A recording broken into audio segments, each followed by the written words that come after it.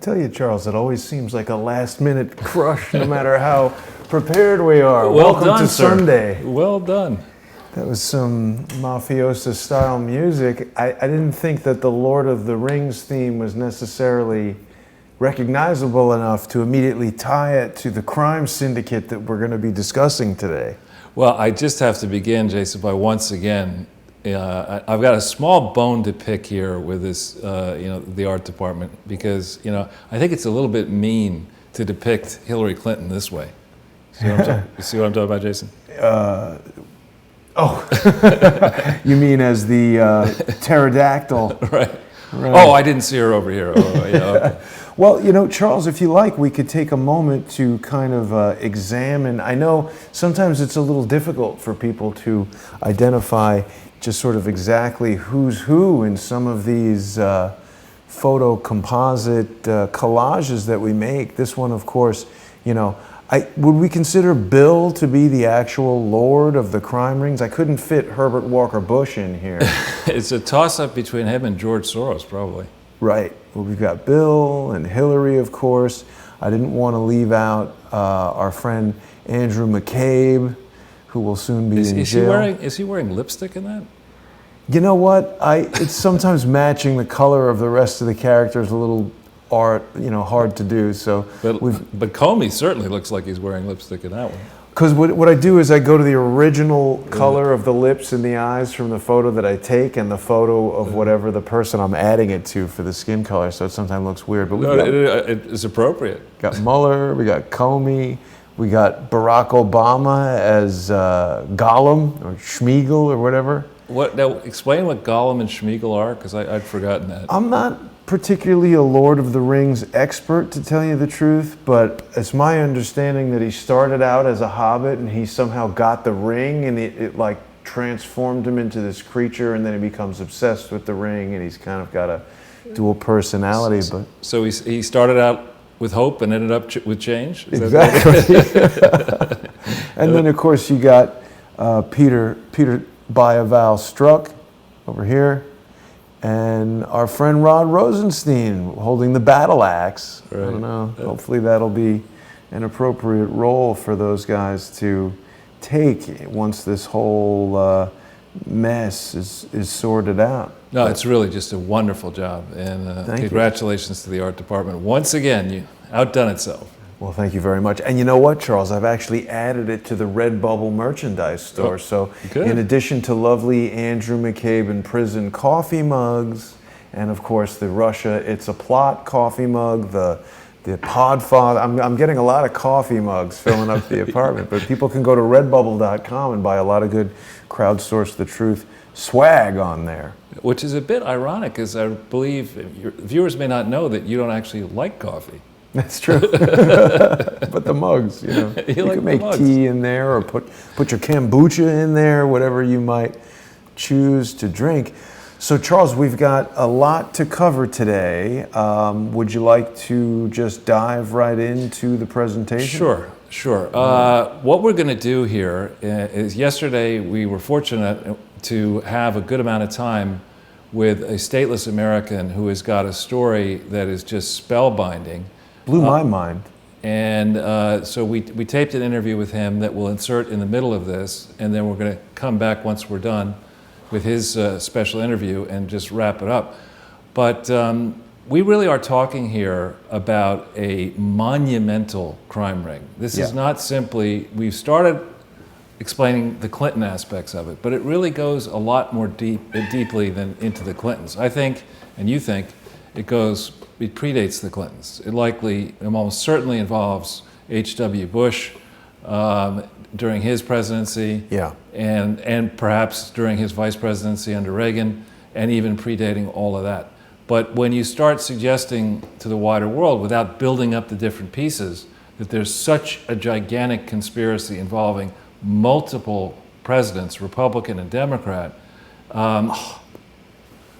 I'm sorry, I forgot to hit the start on YouTube. People with YouTube are just picking up with us right now.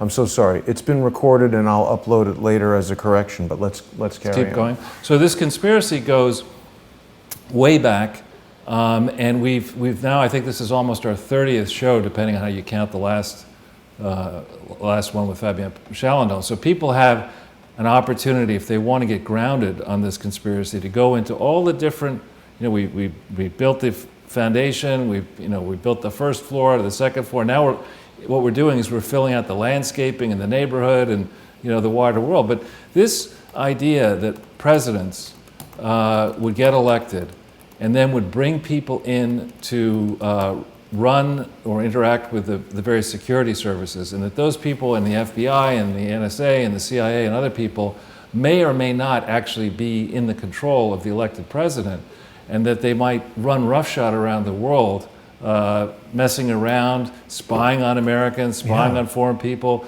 getting valuable business secrets that could then leak out of the system somehow, that people in the system could be monetizing, in effect, their public service. And not here, we're not talking about tens of thousands of dollars. We're talking about a gigantic mess. Yeah. And nobody yet really knows how big the mess is. We've estimated people, in the UNCTAD statistics department, they say that the total amount of economic activity is like 85 trillion, but that's the legitimate economic activity. We don't know on top of that how much, dirty corruption there may be. I think a safe estimate is probably 5 to 10%, if not more. That's a lot of money each year that needs to find a home and washes through all this. It's, if you could bribe powerful people for $1 million, $10 million, $100 million, these... It adds up. It adds up. Next thing you know, you're living large. It's real money. I got to tell you, Charles, it's my personal feeling that the modern version of what we're seeing here, I think it really began, obviously, we had Prescott Bush and all of his money laundering through the Union Bank dealing with the Nazis, which fed right after World War II into the creation of, the sort of transformation of the OSS into the CIA, the integration of Nazi officers, Nazi scientists into various elements of the government through Operation Paperclip. Obviously, that was there. That was, setting the stage. But I think that the real merger of the military-industrial complex, which is now the military-industrial technocratic complex, with politicians, I believe that began with Lyndon Johnson, that he was a real conduit for organized crime into the government. And I think he was pivotally involved in the assassination of JFK, RFK, MLK, possibly Malcolm X. I don't know that much about the assassination of Malcolm X, but a lot of people died in 1968. Vietnam War started. Of course, the Johnson Space Center was built on land that was worthless Texas desert land owned by Lady Bird Johnson. Yeah. So it's it's an old game. I bet you if we could trace it back into antiquity, who knows who owned the land on which the Hanging Gardens of Babylon were built. Probably ancestor Bill Clinton, right, or Prescott Bush. But if we go back, so this is a story about New Zealand, and it's a story that fits the theme of previous presentations. We're going to show the audience that these smaller countries, and no disrespect meant, but small populations, small economic activity, distant from the centers of commerce, leaders of these small countries that are actually rich relative to the rest of the world, often reach a place where they say, there's not much more we can do in New Zealand. I mean, we're not going to, I don't know, figure out that people... How many sheep can you fit? Right, how many sweaters can you make? But so often what they do, and we've talked about Sweden, we've talked about Korea, we will talk about Canada and many of these other countries, they'll look at this and they'll say, you know what? If I can get into the UN and the WHO and these international money spigots, then I can get money coursing back into my country. I can raise my prominence. I can get involved in all these globalist schemes. And then when I leave as Prime Minister of New Zealand, I'll be rich. Right. Right. And so, there people have done it. I mean, there's an association of former leaders that is chaired by, or was chaired by, Bill Clinton. I mean, he's paved the path. Right? Wow. So it's called the Club de Madrid, and there are other people, other organizations like that. So Bill Clinton created that Club de Madrid? I don't know that he created it, but he Made was it famous. Yeah, he made it. Yeah, he took it to the big. He put some Arkansas spunk on it. Oof.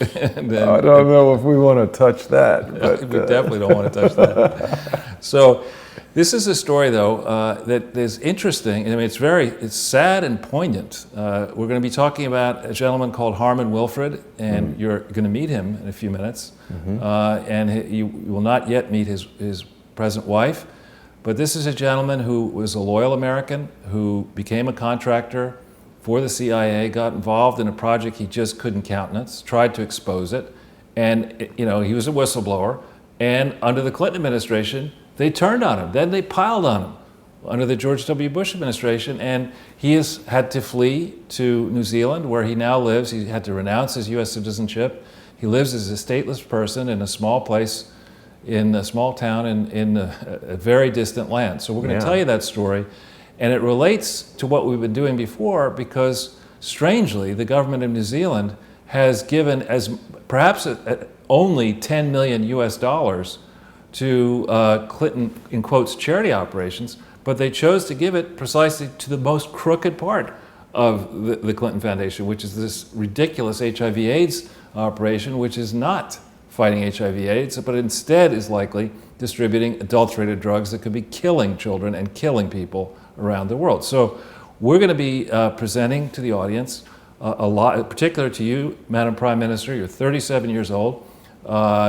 Just announced that she's expecting her first child. Oh, wow. And I was going to say she's also expecting Barack Obama to visit her, I think, next week. Oh, is that right? Yeah, that came up since last night. People were, because I did that video promoting, I think I mentioned that he's in New Zealand, and so people were sending me articles. Barack Obama is apparently on his way to New Zealand. I must not have an extradition treaty. And wasn't there something going on with New Zealand where Kim.com got visited by the FBI or something over this whole mega upload thing? I'm not familiar with all that, but the reason we're targeting it is because this is yet another government that either did due diligence and decided, you know what, for 10 million of taxpayer money, we will have a big chit to play against Madam President if she becomes the President of the United States. I mean, and then when she didn't, they had an even bigger chit in their pants, I think. Those are bad words. So C-H-I-T. I know. So why don't we just jump into the first page? Yes. Or the next page, rather. Oh, sorry. And here we'll just briefly mention that for the new viewers, and I see you're getting more and more subscribers, Jason. Hats off to you. Thank you. I think we're seeing more and more people not only watch the recent show, but go back and look at many of the previous shows. So once a month now, we're going to start showing you cumulative traffic for all this, so for the numbers nerds like me. But just an important disclaimer that applies to everything we say on the Sunday with Charles show, and that is that we base our work based on evidence. And we provide you, the viewer, the ability on air to check links, and later we're going to post the actual physical presentation for free for anybody to look at. And with that, you can do your own work. You know, it's possible that I make mistakes from time to time, and I like hearing about them. Very rare. Well, it's possible, but I try to, and I try to give people an opportunity to check what we've done. And if you think we've missed an important perspective, please send constructive criticism our way. You just do it on my site, and I think you could do it on Jason's as well.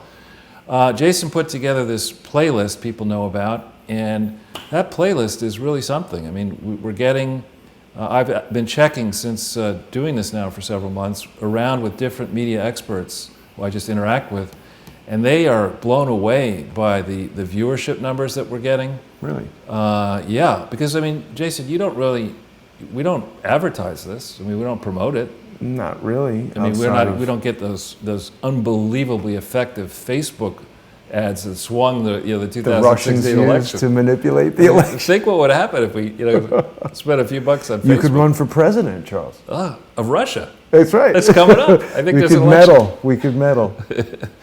But so it's all there for you, and if we go back, So without any further ado, we go to the next slide.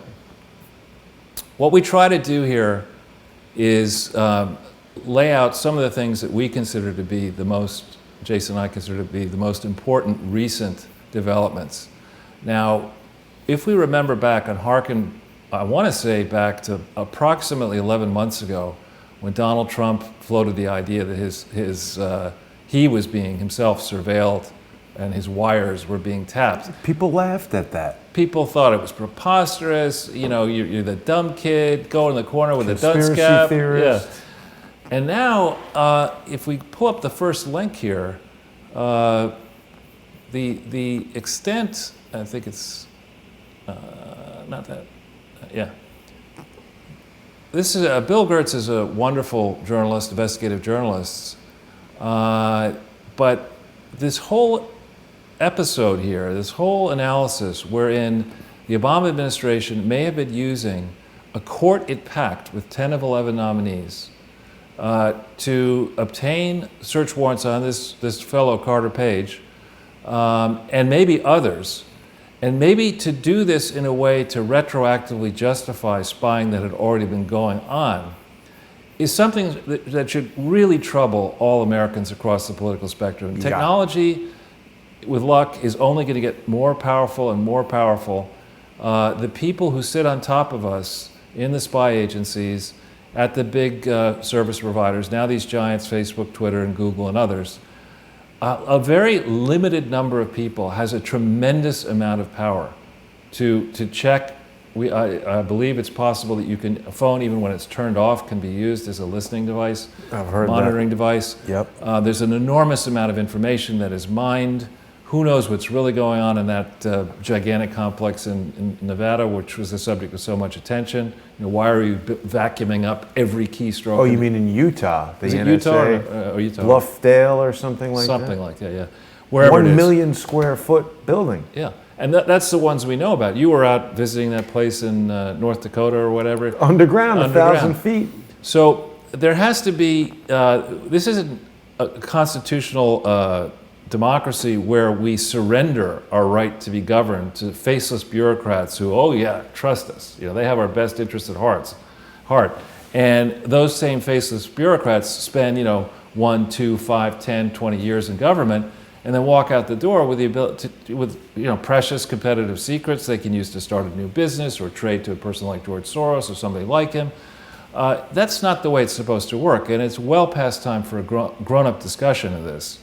And I think, in my conversations with many progressives, they're as upset about this as I am. I think the only people who aren't upset about it are the people who are probably guilty of trading on inside information and abusing. I think there's a lot of people, though, who just watch the news and they figure, I've got my house and my job and my kids, let's not rock the boat. What they're saying on CNN or MSNBC or Fox or whatever your choice might be is compatible with their worldview, essentially, and so they don't like it when we come along and start telling them things like, hey, the FBI is corrupt and things like this. Well, I don't know. I mean, I would have agreed with you, let's say, through '98. But if we think about the last election cycle, the electricity and the magnetism was in the Bernie Sanders crowds and it was in the Donald Trump crowds. And for different reasons, perhaps, large swarms of people, millions and millions of people in both camps, are not happy with the status quo. And I think once they start thinking about this, once they become the target, as Carter Page became a target, once something like that happens to them, or as we will describe what happened to Harmon Wilfred and his family happens to the general members of the public, I think the mood will change. And I hope we soon will have robust oversight hearings in public on this to really unravel what was going on, not simply in the 2015-2016 election cycle, but arguably going way back. Certainly to back over 2013-14, 11-12, 9-10, and even 7 and 8. What was really going on? To what extent were assets of our public assets used to advance the interests of one or the other or both parties? And that's just not right. One of the most disconcerting things about this Carter Page matter, I wanted to ask you your opinion about this. There was an article earlier this week in the Conservative Treehouse that was drawing a connection between an article, I think in the New York Times in 2015 and Reuters in 2013, where it was alluding to the prosecution of this guy Yevgeny, I forget his last name, but a Russian guy who was involved in money laundering or some sort of a crime. And it seems like the FBI utilized someone who these descriptions in these various articles seem to indicate very probably was Carter Page. And so they're drawing the conclusion that Carter Page was an undercover employee for the FBI. And everybody's heard about the witness protection program and all this kind of stuff where, you know, maybe somebody gets in trouble and then the FBI offers them some kind of a deal. You know, if you go wear a listening device, we'll not put you in jail or something like that. And then this article goes on to talk about binders and things that Carter, or that employee, this undercover employee, had binders that were recording the conversation. And it really does seem to build a narrative that shows that Carter Page was working for or with the FBI and could have been very easily manipulated by the FBI, because all they'd need to do is say, hey, Carter Page, by the way, we have all this evidence of you interacting with Russian criminals. Why don't you go work for the Trump campaign as a Russian advisor? And then they just turn on the guy. It's like the situation appears to be so manipulated by these people behind the curtains that... Right, and the people behind the curtains don't want us to see the obvious. I mean, they've set up a stage. They've asked us to look over at that stage. But the obvious thing here, you know, now we're chasing down missing text messages and we're checking down missing emails and this and that. And we're worried about this Carter Page guy who some say doesn't come across as all that impressive. You know, and yet isn't the biggest issue, why did President Obama and the people around President Obama allow the Clinton Foundation and Hillary Clinton to operate the State Department as a piggy bank? Why did they allow that with no records? Why did they allow them to walk off the property for months, over a year, with tons and tons of records? Why did they allow the people who stole those records, you know, for a period of time? Why did they allow those thieves to decide which records were government property or near government property, which were not, with no supervision from a real neutral person who should be protecting the interests of all Americans, regardless of political affiliation? You know, that to me is the big question, not, you know, oh, how many missing struck emails or alias this or whatever. Who made that call early in 2009, and where's the record of the deliberations? Did no grown-up in the Obama administration say, you know what, this is, you know, these Clintons, I mean, look over here at this record, you know, remember the thing with the missing emails and the Burton investigation and over 1996, and then the Whitewater records. Yeah, these people have a habit of making things disappear. You're really going to let them, you know, just walk off with all the records of the State Department and put them somewhere no one knows where, and then have this Clinton Foundation spinning around the world unchecked, unaudited, you know, with no real trustees, while at the same time you're going to turn off the switches at the IRS with Lois Lerner? Yeah. I mean, this didn't happen by accident. Right. And it is well past time for the FBI, the real, you know, the law and order people in the FBI, of which I'm sure there are many, if not an overwhelming majority, to go back over this ground, to look at records you and I can't see, and to figure out the true extent to which this team, and it could be people in the Bush administration, it certainly was people in the Obama administration, how many people were involved, are involved in this criminal conspiracy. It is time to get to the bottom of it. It's good to see rats leaving the ship, but those rats need to be prosecuted. Speaking of rats, George W. had some kind of statement this past week about how there seems to be evidence of Russian collusion. I guess it's the same evidence of weapons of mass destruction in Iraq, but that guy's a bloodhound when it comes to being stupid. Well, I guess, I mean, I actually like Sarah Palin, but he probably went up to... You like Sarah Palin? I think I like her gumption. Come on now. I do. Let's save that for another day. All right, but he probably went up to visit her in Alaska, and, you know, he saw the Russian... see Russia? He saw the Russian collusion from Alaska. That's what I'm talking about. So Clarice Feldman and also the American Thinker. American Thinker is a wonderful blog. It does a lot of, I would say, very good work. They were among the first people to notice what I was doing on the Clinton Foundation. Thomas Lifson has written pieces. Clarice Feldman is a former Department of Justice and a person and a lawyer. She's got a wicked sense of humor. This is too long to go into now, but I strongly recommend that our viewership read this, think about it, tweet it out.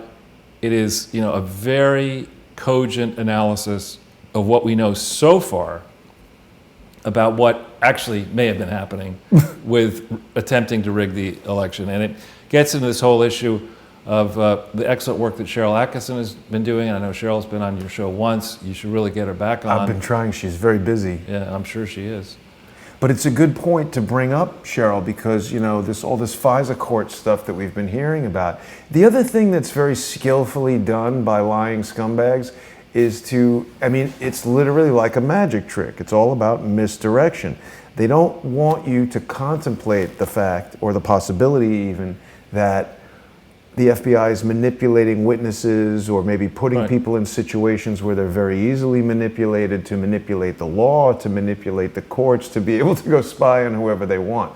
Cheryl Atkinson is one of the people who has been the subject of this very manipulation, and her book is over there, but she has experienced it firsthand. And again, they really try to politicize it where, you know, if you think Donald Trump's hair looks bad, or he's too orange, or you don't like what he says about felines or whatever, you hate Donald Trump, you're going to like it that we're spying on him. Well, I mean, and maybe they would have been able to catch the Tsarnaev brothers if they'd been focused on that instead of messing around with this kind of stuff. You know, I mean, I think But a lot of people would argue that the Tsarnaev brothers was another operation from Andrew McCabe, and that the whole thing with the Boston bombing, just like 9/11, did not go down the way they're telling you that it went down. So, I mean... But we deserve, I mean, I guess the answer to this is that all Americans stand united, I think, under a theory that we may or may not be the #1 country on earth. But we're certainly, I would argue we are, but, you know, we may or may not be, but we're certainly not, you know, contending for 61 out of 193 or 112 or whatever. We're, you know, we have, you know, realistic and not arrogant aspirations for greatness. So if we're going to have a great Federal Bureau of Investigation, that Federal Bureau of Investigation should be invested with the powers that it has, provided it is nonpartisan, provided it is not using and it's not looking at you and saying, okay, I'm going to go after you because you used to be a Bernie supporter, and I'll let Charles alone because he doesn't care about politics. I mean, it's got to be... But there's got to be oversight also, checks and balances, as there is with anything, because otherwise people like the Clintons, the McCabes, the Comeys, they figure out where the holes are and they go right in them. Right. And so, and especially in the post 9/11 2001 age, the business of providing security to businesses, to rich people, et cetera, has become a thing, a real business where, you know, corporations will pay a lot of money to make sure that they're not hacked and that people are safe and whatever. So you can go from being a not so very well paid person in the FBI into the employ of these either investment funds or whatever. And, you know, that whole area has not been thought through properly at all. And the information that FBI agents gather and look at as they try to sift through and figure out, are they going to will there be a prosecution? Will it go to trial? The evidence that's assembled, you know, if you're crooked and you can get people to lose some of that evidence, alternatively, if you decide not to prosecute and the evidence is valuable later, you take it with you when you leave the... So there needs to be tight control over that. And just judging by what we see in this 2015 to 2016 period, I mean, there's no controls. You got Strzok and Page running around, spending more time texting and sexting and whatever else they're doing, you know. And these are not like Jaime, you know, Manouche down here, you know, the 34,999th, you know, most junior employee at the FBI. These are the guys doing the investigation. Well, they're in the room. I mean, who knows how many other things they knew about, and, you know, who knows who else they're talking to and what else they're, you know, trafficking in. So it's a case that just cries out for leadership and in the form of open public hearings. And let's not forget that the FBI plays a crucial role in vetting incoming members of the Trump administration. So this could be why, you know, one of the reasons why the resistance was so sure they were going to have the upper hand against Trump is they had, you know, maybe crooked people in the FBI vetting these incoming people and being able to keep the good incoming people from getting in, you know. So, and plus you had, you know, rat doctor Chuck Schumer in the Senate doing his level best, you know, to make sure that the Trump appointees happen at a snail's pace. Yeah. So this zero hedge story, the third one, and I'll try to go quickly. Now, this is a story that's very controversial. We've talked about it in the past, and our mutual friend, Judge Napolitano, got in some trouble, it would seem, at Fox for alleging that during the campaign season, that it is possible that what was going on is that the British elements in the British security services were snooping on Americans, and that our security services might have been snooping on Britons. But I see here that Tyler Durden, who's, it's not his real name, but great person, thank you for covering us. He's copying you, Jason. He's copying the art department, right? That's good, though. Right, really good. The thing you have to do, you'd have to do like a board game. You have like this article. Well, I thought we have indictment bingo. And we've got to have the pieces. Yeah. Right? Get out of jail free card. We could make a real game out of this. Yeah, absolutely. So, so this is, though, an area, there are, and I believe it's in the public domain, there's something called Echelon, which is an agreement, I believe, amongst certain English-speaking security services, which I believe include the United States, the UK, maybe New Zealand and Australia, and maybe Canada. I'm not sure all the ones that are in it. Is Echelon different than the Five Eyes? Maybe that's the same thing. Yeah. So I just know that from reading about it.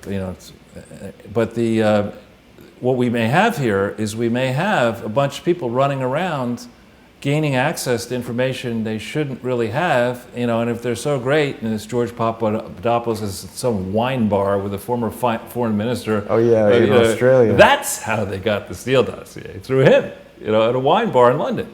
But there's something else important about that Steele dossier, Charles. They talk about how they're digging up dirt, right?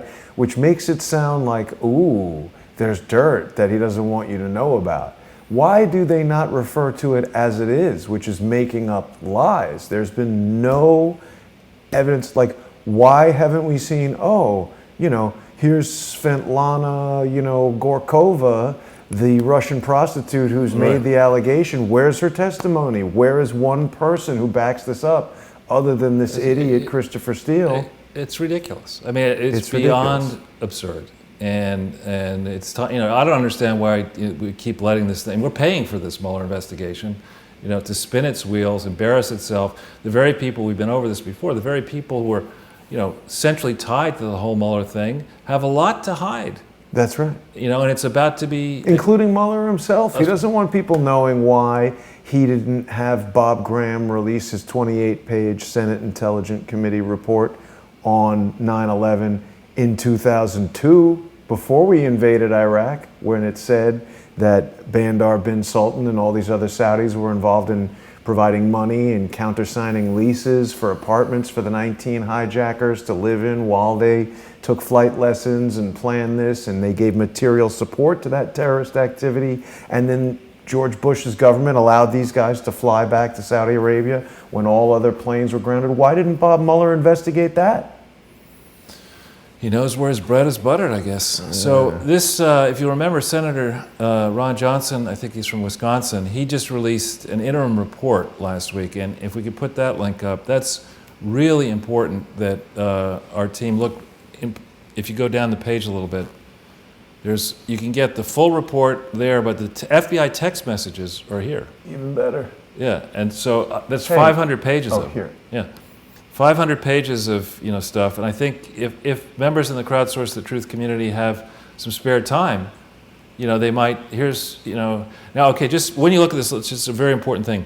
Mid-year exam, all right, is the stupid-ass name that was assigned to the investigation of Hillary Clinton. Code name? That's the name, yeah. So here they're talking about, and this is May 11th, 2016, to this guy Priestap, who some believe may actually be cooperating with the White Hats now.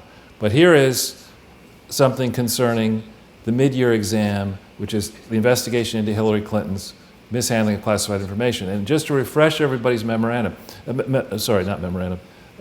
recollection, if you go May 11th, by February of 2016, so 3 months before this, the FBI and the State Department knew that Hillary Clinton and her people had mishandled 2,115 emails that contained classified information. Now, admittedly, many of those were at the lowest classification level, but they were nonetheless classified. Right. There were some at the highest level, and the next highest, top secret.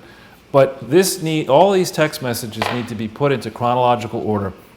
It's 500 pages. Didn't have the time to do it this week. will be doing it over the course of the next several weeks. Now, Charles, I noticed that Andrew McCabe's middle initial is G. Does that stand for emails that contain Gutless? classified Godfather? Many of those Gutless. were at the lower. But anyway, this is a treasure trove, and remember, this is only 500 pages of text messages. There's probably thousands of pages of text messages we don't see. There's been a reference to the fact that McCabe and Strzok and Page may have been using personal. Right. Non-secure, non-FBI methods of communicating. So if we can go back into the slides quickly. The other thing is we hit this Judicial Watch one, you know, the folks at Judicial Watch are just, that's not it. That's not it. Usually have them. Yeah, this one. They are animals in a good way. And so what they're on, and they're always ahead of the pack, and generally they get stuff before they release it to all of us, so they're you know, a little ways ahead, or a lot of the ways ahead of the general public. But certainly, one would imagine that the FBI is protecting not only Comey, but Mueller, its former head. I mean, Yeah. Bob Mueller was head of the FBI from September 4th, 2001 to September 4th, 2013. Probably has some friends there. Right. He promoted a lot of people. So they are trying, the Judicial Watch people are doing the work the FBI should be doing. Yeah. And, Well, as are you.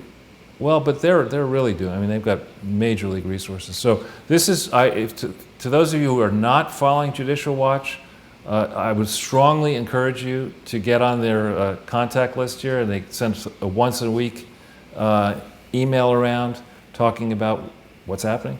Wow. And they are on the fact that they notice this guy. I mean, Gollum's third cousin, Sid Vicious Blumenthal, is, you know, back in the frame. Of course, he's, you know, I for the life of me don't understand how the Clinton Foundation supposedly paid him, because he doesn't appear in the ranks of the most highly paid people, and he should be if he was making $125,000 a year. Oh, you mean of the Clinton Foundation? Yeah, and their filings, his name doesn't appear. So how is he being paid? Probably a brown paper bag. And why was he being paid? I mean, how is paying him a cent consistent with, you know, following the original authorized purpose of the Clinton Foundation, which is to have a library and research center in Little Rock? Doesn't make any sense. So, yeah, that other American thinker piece, you had, yeah. This just goes back in. It doesn't go, frankly, as deeply as it might go in to the degree to which the Obama administration and Barack Obama, before he became president, started to interfere in foreign elections. Now, we don't just want to pick on Barack Obama for doing this, because the U.S. government has, according to numerous verified public accounts, interfered in the elections of foreign governments for decades. Is this guy Saul Alinsky right here? Yeah. What's up with the eyebrows? You mean he should have dyed them? I don't know. I mean, he's like a very, that's a weird looking guy with the... And Hillary Clinton dedicated her senior thesis at Wellesley to this guy. He almost looks a little bit like Hillary Clinton. Maybe she's like some sort of a CIA clone experiment of Saul Alinsky. That's just speculation, of course. Yeah, I figured that out. Thanks for cluing me in. But strange character. But this is a good piece. Again, we're not going to go to detail now because we're pressed for time. So if we go back into the slides. Yes. Where they may be. There we go. Yes, and then there's this yet another American thinker, which talked about the departure of FBI people. I don't know if I get the right. Did I hit the wrong link? Oh, I don't know. Is that not it? That's try not it. again. It's this one here. Yeah, I don't know. I must have hit the wrong link. Anyway, We'll fix that for later. Yeah, the FBI. There've been a large number of departures, and more are coming. And it's going to take time, but I think it's going to be a cascading situation where more and more people are departing. Then you're right to hit that Fox Business News thing. We could just go right to that. Yeah. Okay. Yeah, we have. That's the wrong one. Is it? Yeah. That's what I just had there. Oh, no, it's the right one. You're right. Sorry. Okay. Sorry, that's my fault. No problem, My bad. No problem. No problem. So we have, yes, a new head of the IRS, And it's important to note that this man is an outsider. But wasn't that weeks ago? I mean, you've been talking about this for weeks. The other one was an acting head. This is good. This person's going to be nominated. Okay. Do you like this guy, or is he? I don't know anything about him, monster? but I like the fact that he's from the outside. And I hope, as you prepare for your confirmation hearing, sir, that you spend a little bit of time, or have your people spend some time, getting up to speed on our presentation, because I have a suspicion that, well, we know the IRS has an active investigation, and this is one that really needs to be done thoroughly. We need to go back into the Clinton Foundation. We need to understand not simply what happened at the Clinton Foundation. What we really need to understand is what happened at the IRS that allowed the IRS to look the other way for so long as the Clinton Foundation frauds escalated, expanded to become the global disgrace that they still are today. Right. And so do we want people maybe to tweet at Charles Rettig? That would be a good idea if he's on Twitter. Very good. And then, I knew you were going to ask me this.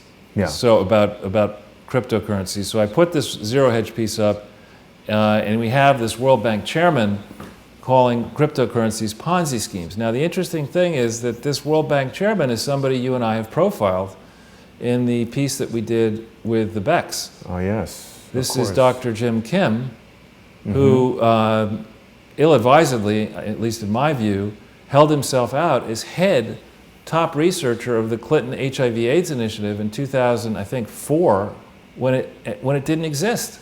In 3 and 4, it didn't exist. And this isn't just, you know, some old guy, you know, some business dude. This is a guy who has got a medical degree. I think he's taught at different medical schools. He ultimately became the president of Dartmouth. He's had all sorts of big roles. And, you know, I think it's high time that people need to go back into his record and question him severely, under oath. What was he doing to lend credibility? Why did he lend credibility to both Partners in Health, which he founded with Paul Farmer, and which I think is engaged in diabolical activities in countries that are not regulated properly? Why did he get involved with that? Why did he coax Harvard's name into this? Why did he go into the Clinton Foundation HIV/AIDS? A lot of questions for that man.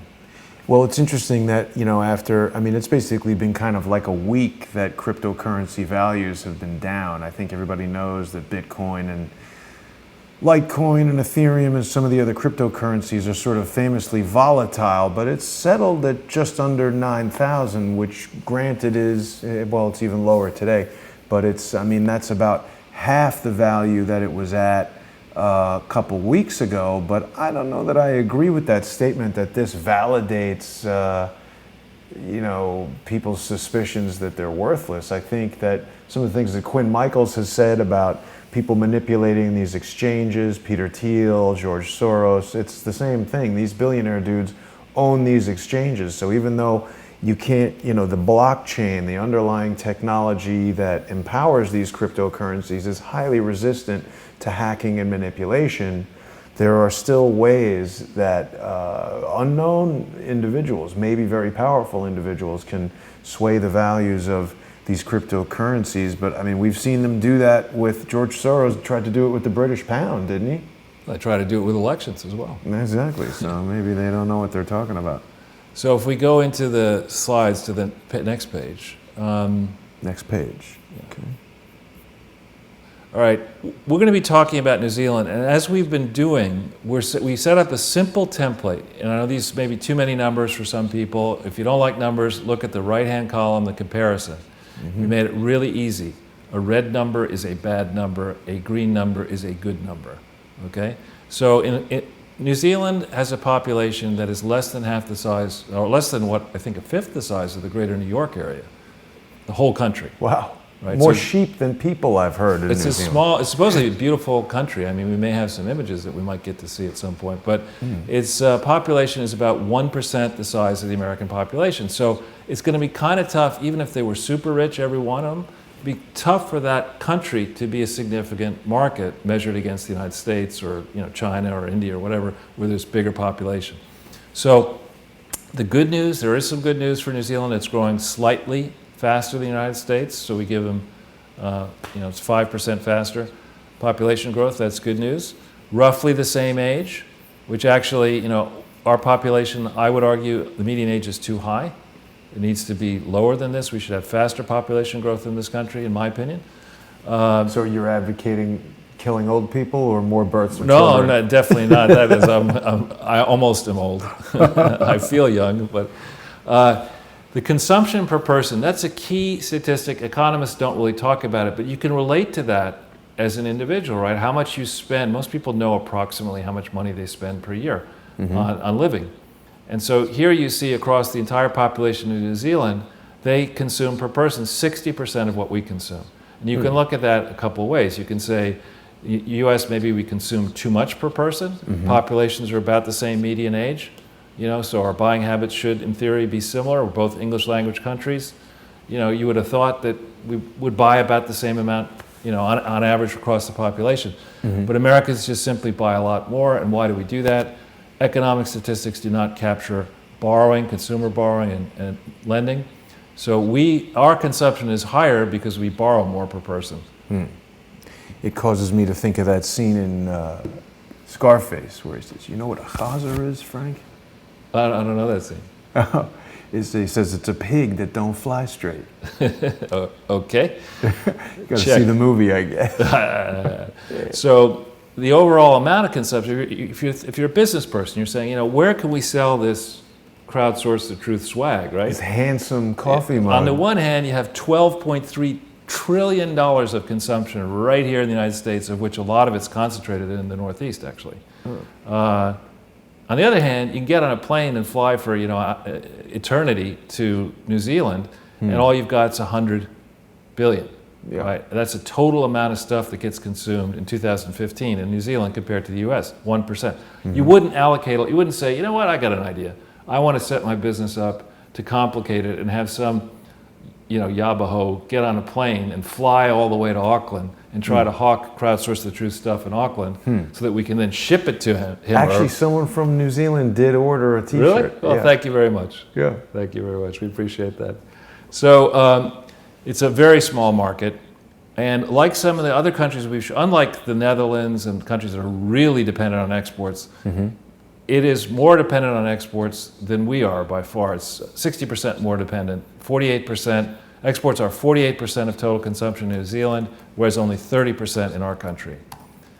Because it's such a small country to begin with, they don't have the benefits of scale, which I think you're seeing more and more. And it's so remote, so getting stuff there is expensive and complicated. So when you talk about setting up a business in New Zealand to serve the global market, you're talking about major league disadvantages as compared to doing it in the United States. We have, for every, our investment level is only less than a fifth of the total consumption per year. That's a total amount of money put into capital projects like business investment and other types of capital formation in this country, 2 trillion, and New Zealand's only 41 billion.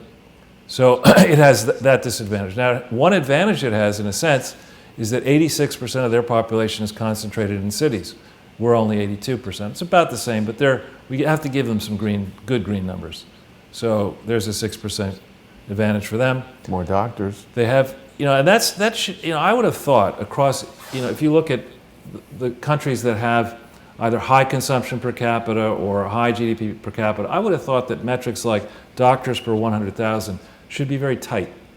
That there's a good, we're all human, we all get sick, we have illnesses, and across large populations of affluent countries, you should be able to say, what?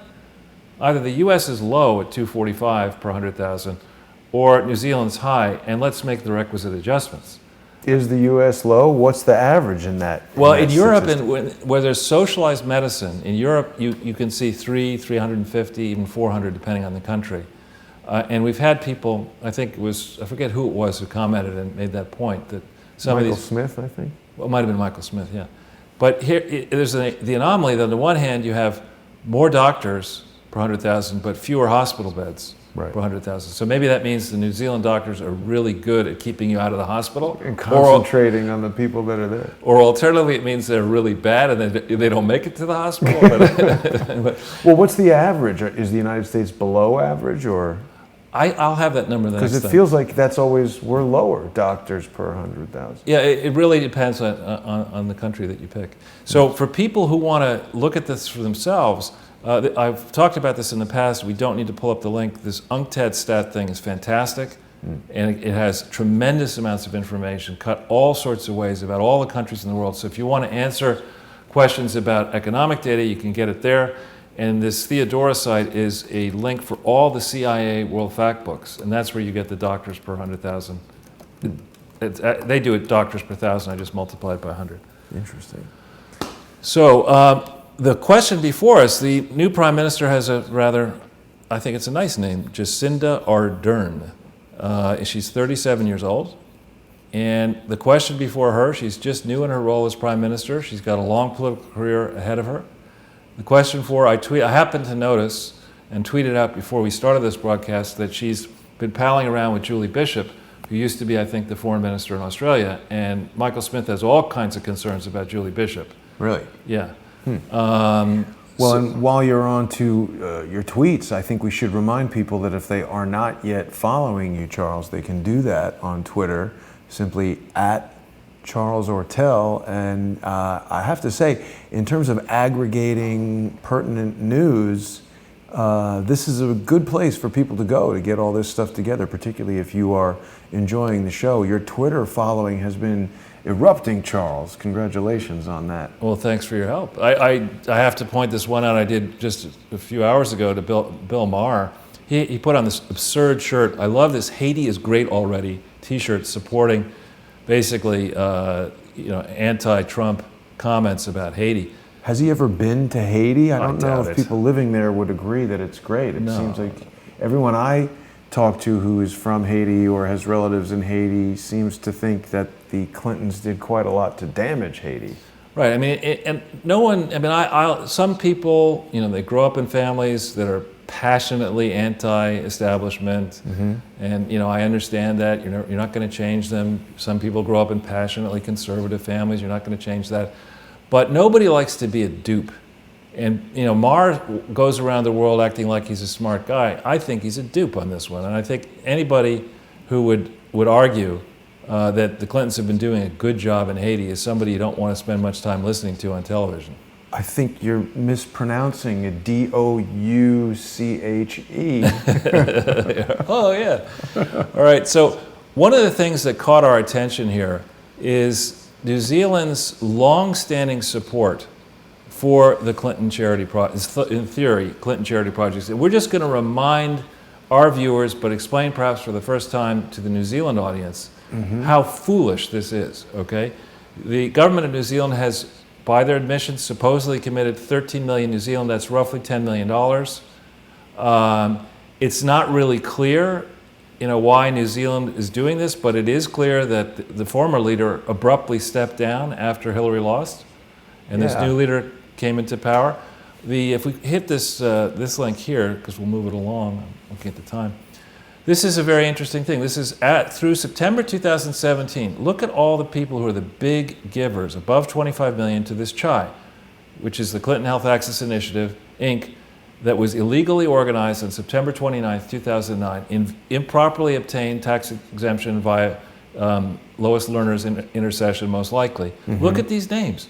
The largest foundation in the world, the Gates Foundation. They've given about 125 million to this mess. Global Affairs Canada, we have not yet gotten a verifiable accounting from Canada. We're going to get one.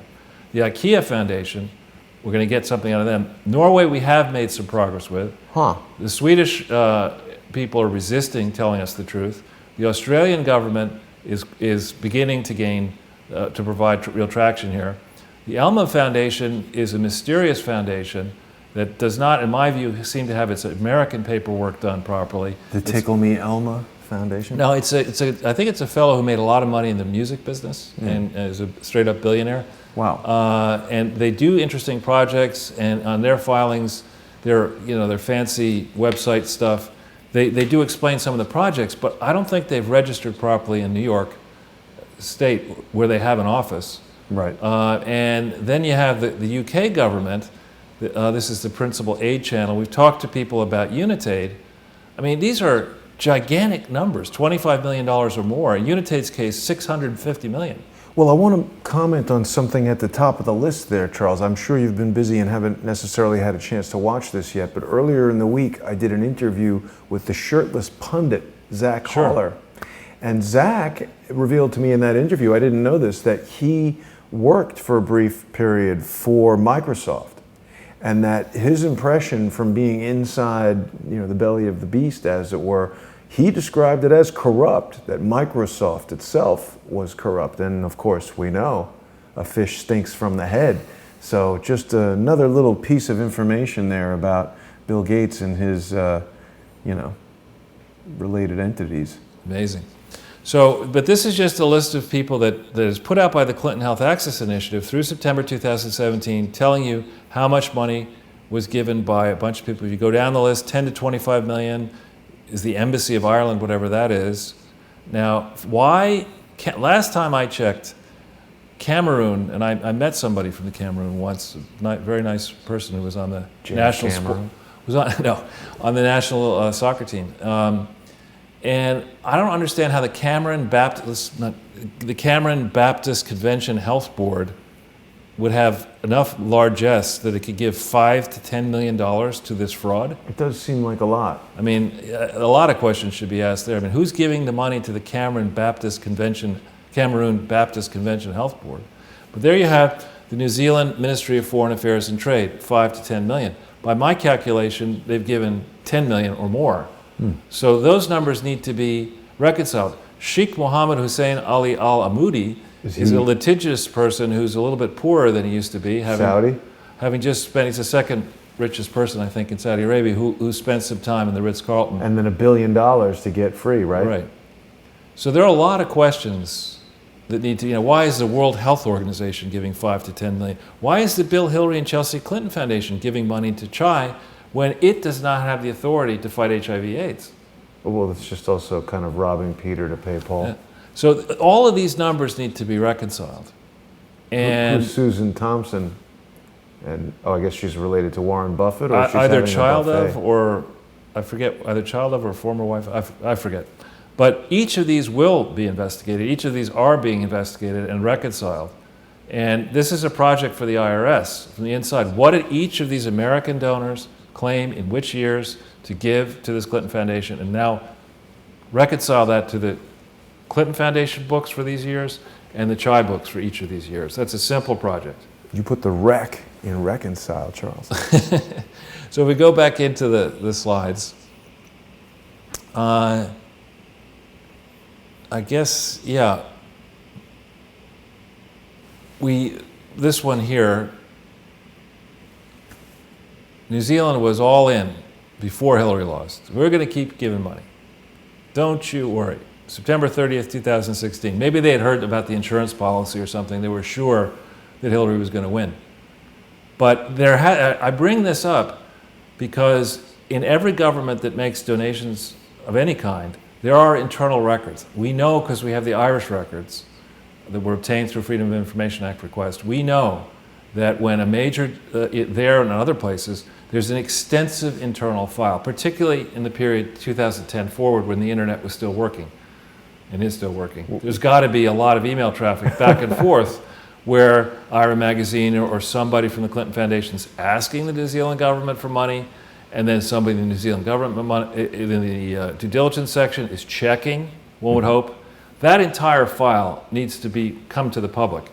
And people in New Zealand in particular need to understand who was making the decision to either overlook the due diligence that should have been done, overlook the red flags, overlook the problems. Who, with all the red flags flying, nonetheless sent 10 million US into this fraud from 2010 to 2017. And why were these people willing to say by September 30th, 2016, we're still going to do it because we embrace fraud? That's why we like Hillary. That's why we like this Chai thing. I mean, is the answer to that question that the people of New Zealand had no idea and the government of New Zealand was in the pocket? Well, but the people of New Zealand, and I've never been to the place, but I hear it's wonderful. I would guess that the good-hearted people of New Zealand, whatever their perspective, even if they're all left-leaning, don't want to be dupes. They don't want to send 10 million taxpayer money to a fraud Yeah. that actually could be killing children and people precisely in the areas where this money was in theory supposed to go. Right. I just like to believe that they're not, the people in New Zealand will be horrified when they get into this. Now if we go back, this is a shameless promotion for first-time viewers of something that I did that was picked up by Zero Hedge, and it's now got 280,000 views. Wow. Which is pretty respectable. Very And good. I only bring it up for the new viewers because here there's a long memo that's linked where you can see some of my concerns. This is back in 2016, some of my concerns. My concerns have only gotten larger since then. So if you want to understand why it is that I've been so concerned about this, here's your answer. There's a lot more online you can find about me and the Clinton Foundation by just Googling. And if anyone from the New Zealand government is listening to this broadcast, get in touch with me via my site. There's a way to do it on the site. You can contact me, and I will happily correspond with you, answer questions, share information. And I strongly advise the government of New Zealand to get its house in order, because you would not want to be the last government to figure out that you've been defrauded and that you've been a party, you've been enabling the largest charity fraud ever attempted in the history of mankind. Yeah. So if we go back into the slides, here we see this article where they're bragging about what New Zealand's going to do.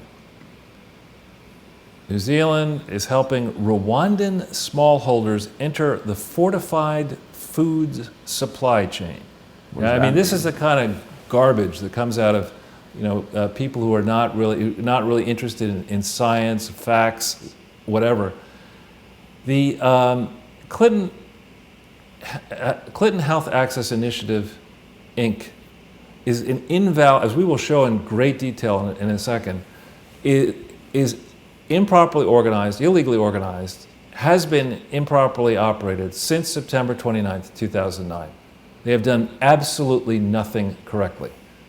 So if you're not organized properly and you're not operating properly, you cannot actually do any of these things that you said you're going to do, because it's impossible to create the foreign subsidiary in Rwanda validly Right. of the Clinton Health Access Initiative. It's impossible, it should be impossible in New Zealand for whoever raised this money, and I don't know if they raised it in New York or somebody got on a plane to go to New Zealand, it's impossible to solicit lawfully this money if your filings are all wrong. Right. You can't do it. So this is a nice puff piece. It looks good. Yeah, there's some people, that's Africa, I guess. It's Rwanda. They're doing stuff. Maybe it's a good idea. Maybe it's not a bad idea. It's irrelevant because it's not a charity. And you guys in New Zealand are out $10 million. We have no idea, who's actually benefiting in Rwanda, whether Paul Kagame, the leader, was benefiting from this project, skimming some off the side. You don't have any idea because there's no accounting, there's no real audit, there's no legal trail. And the New Zealand government's been supporting this fraud since 2010. Explain that to me. Corn. So, now this is one that I bring up because I suspect if we hit this one here, we have not yet gotten, we're going to do a special Sesame Street edition of covering the Clinton climate change at the appropriate moment. But this Clinton climate change, or this Clinton climate initiative, has never bothered to actually be formally organized anywhere in the world. Yet, it has sponsored conferences, it's gotten involved with this thing called C40 Cities, here's a major partnership to retrofit public and private buildings nationwide. Why is that charitable? Well, what are they retrofitting them with? Well, they're just, the idea, I'm sure the idea, it starts out like this. You know what? We've got a lot of old buildings. And you know what? They're using energy, too much energy. So why don't we get them retrofitted to use less energy? Guess what? That has nothing to do with being charitable. You would do that anyway. Well, also, they're helping the Sears Tower and Merchandise Mart, which sound like profitable companies. Right, and you go through this whole long thing. Then they created this Clinton Climate Initiative, got involved, and they're also partnering, look at this, with GE Real Estate. Oh boy. Well, I mean, I guess they consider it charitable because it's for the city of Chicago to enable a green overhaul, Charles. Yeah, again, you can't. That's not the way charity works. You don't say, well, I'm going to do a library, Little Rock, and then you wake up one day and you say, I'm going to retrofit every building in the world. I mean, you can't do that. You got to like change your articles of incorporation, which define what you can and cannot do. And you got to say, hello, IRS. I defrauded the National Archives. I stole $64 million when we were building a minimum of $64 million by 2004. I completely screwed up, what I've done so far in Little Rock, my home state. But Is that deductible? I would like you to give me the authority to go around to every city in the world, raise tons of money, do all these crooked deals. We're not going to have any accountants, but I want you to call it a charity. Can you help me out, Lois Lerner? And Bill Clinton's got his heel on Lois Lerner's neck, and she said, "Yeah, I'll help." That you can't do that.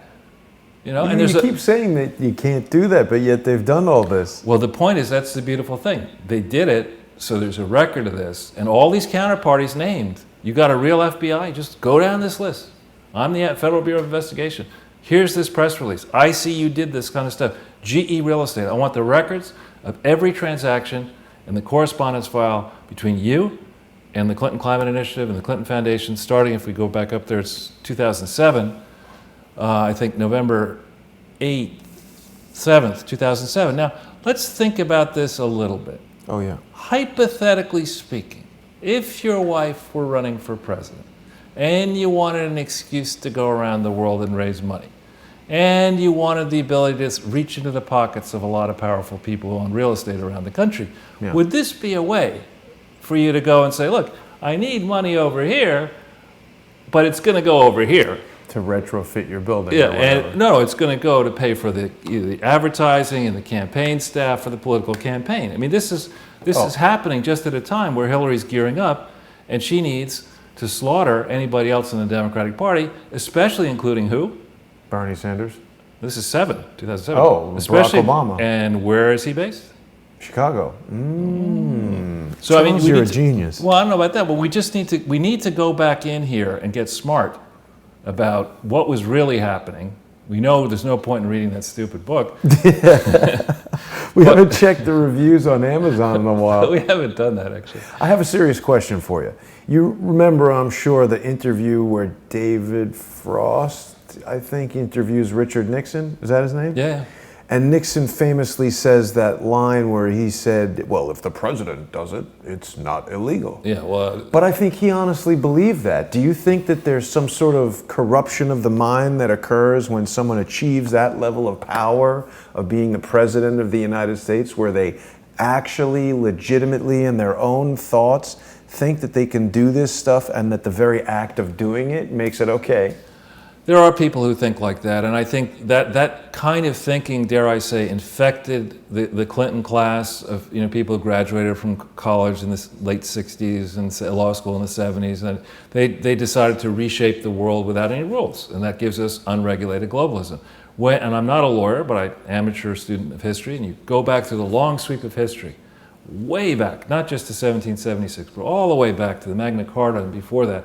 It's all about a contest between the very powerful, a limited set of people that controls everything, that wants everyone else to follow the rules that they're going to boldly break. I mean, and so there's this balance simplifying back and forth and back and forth. In this country, that's not the way it's supposed to work. And the very fact that Hillary Clinton would think, and that the FBI would think, it would make sense, and Barack Obama and the Democrats, it would make sense to allow somebody who by February of 2016, and we don't know what date yet, was under investigation, full-scale investigation for mishandling, to actually aspire to be president of the United States and to think that she should be 50 points ahead, that tells you a lot more, I think. That is a great speech, where she's like, why are 126 points ahead? So crazy.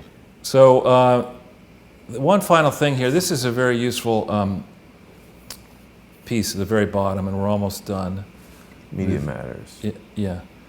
There's a New Zealand something spinning, but it's not bringing anything up. It didn't like that. Huh. Is it slowing down? Or? It just sort of went to bye-bye land. Let's see what... No, it's not that. Something strange. I think it might have just made. Well, it's not essential. But it caused Adobe Acrobat to stop working. Let me just address that very quickly. All right. Bring that back.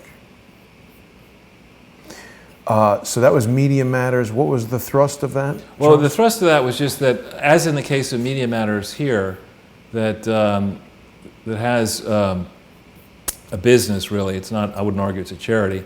A business of attacking conservatives, which is not. That is not charitable activity. There's a similar thing in New Zealand, which was attempting to, in quotes, debunk a negative story about the Clintons. That's interesting. That Media Matters clique is bombing the. All right. Well, let's stop that. Just go to the next page. I can't. Oh, okay. Can you reload it? Yeah, it's causing it to quit, causing it to fail. Media Matters link, very tricky, very tricky. We don't need. Let's just go back into the presentations. Go to the next page, and that way we'll avoid the whole thing. Yeah. Next page. Got it. Not that. Let's just try like this. Next page. There you go. All right, so I'm not going to go through all 16 points here, but these are just 16 observations about why New Chai was illegally organized. People in New Zealand, you may not be aware of the rules in the United States. Go on my site. They're all there for you. Have some top lawyers in New Zealand check this out. Okay? Yeah, this is... Just defying David Brock there to bring up the Media Matters link. All right, you got it. So... This is the Taxpayers Union of New Zealand. And by the way, you're right on in what you said in your piece. This is somebody criticizing people who are calling to account New Zealand government for putting money in this fraudulent charity, the Clinton Health Act, fraudulent in quotes charity. So this is somebody trying to say, you don't understand, you know, the Clinton HIV/AIDS Health Access Initiative. Nearly 12 million people currently take HIV/AIDS drugs provided by the initiative. Really? Check that. Show me the facts on that. There's no way 12 million people currently take HIV/AIDS drugs provided by the initiative. And let me explain that to you. In the first instance, the drugs, depending on whether they're used for, yeah, this is a 9 million, yet another one. And I spoke to this guy, John Greenberg, actually, when he was doing this work, and I asked him one question before he did this piece. I asked him, how much do you know about charities? And he said, you know, nothing. And then he puts this piece out, even though I've taken him through point by point by point. It is mathematically impossible that the initiative would have provided 12 million people that much medicine because the drugs are expensive and it does not show up in any of the Clinton Health Act. No amounts remotely close to that show up inside the initiative's financials. So, but you're talking about actual facts, Charles. That's right. PolitiFacts. That's right. In partnership with Africa Check, I'm sure they do a great job too. So, if we go back into the slide, Hillary is cashing a lot of Africa checks. Right. Read this at your leisure, but this recounts the long history. We've been over this, I don't know how many different times. 16 different reasons why the thing was not organized properly in the time frame between September 29th, September 2009, when a nonprofit was illegally created in Arkansas, until March 2010, when Lois Lerner's department, I would say, illegally granted federal tax exemption to this fraud. It's just 16 reasons. I could go a lot more and provide a lot more than 16, but you read it at your leisure, and I challenge the people of New Zealand and their lawyers and their government to tell me why I'm wrong here. And then once you figure out that I'm absolutely correct, I challenge you to go into your files and say, who did diligence in 2010 to start hooking up with this Clinton Health Access Initiative in New Zealand? You should fire every last person who authorized your donations to this fraud. You know, I've noticed something interesting, Charles. Even people who are as opposed to your political or ideological views as you could imagine, don't dare challenge your information. Well, yeah, I mean, I try to stick with facts. You succeed. If we go to the next page. So remember, there's the organizational test and the operational test. So you have to organize a charity properly on the date that it's organized as a charity, and then you have to operate it at all times lawfully. You can't organize it wrong and then try to correct it by operations. You can't organize it correctly and then screw up on the operations. You have to do, both legs have to at all times be proper, and neither leg. Here's another 16 reasons why it hasn't been operated properly. Why did you choose 16? That's just the first That's one. the numbers that would fit into the. Got it. There's probably many more. Oh, there's tons more. I mean, this is focused at a U.S. level primarily. I haven't even begun to get into, every single country where this fraud has been operating, they were supposed to comply with local laws. It's been operating in I don't know how many different countries. It has never disclosed any of the private benefits that Ira Magaziner and others may have derived through the promoting their charitable good works to get consulting contacts and business deals. None of that has been disclosed. None of the paperwork is right. And yet, this New Zealand government and other governments they can't get enough of it, even now. So, it's interesting that the Prime Minister quit immediately. That was quite crazy. I didn't know about that. Yeah. So I think if we go to the next page. Yeah. Uh-huh. I think the art department may have done some work. Well, you mean the video of him? Right. Yeah. No, not of him. Of the. Oh, right. It's time for us to travel to New Zealand. Of course. How could I forget? Our journey has been planned well in advance.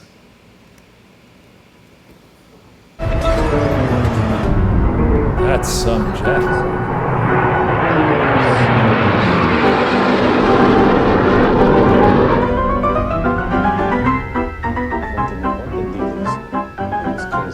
That's Auckland right there, Charles. But of course, people will get the idea. We're going to be. This is really, I think, what most people have been waiting for.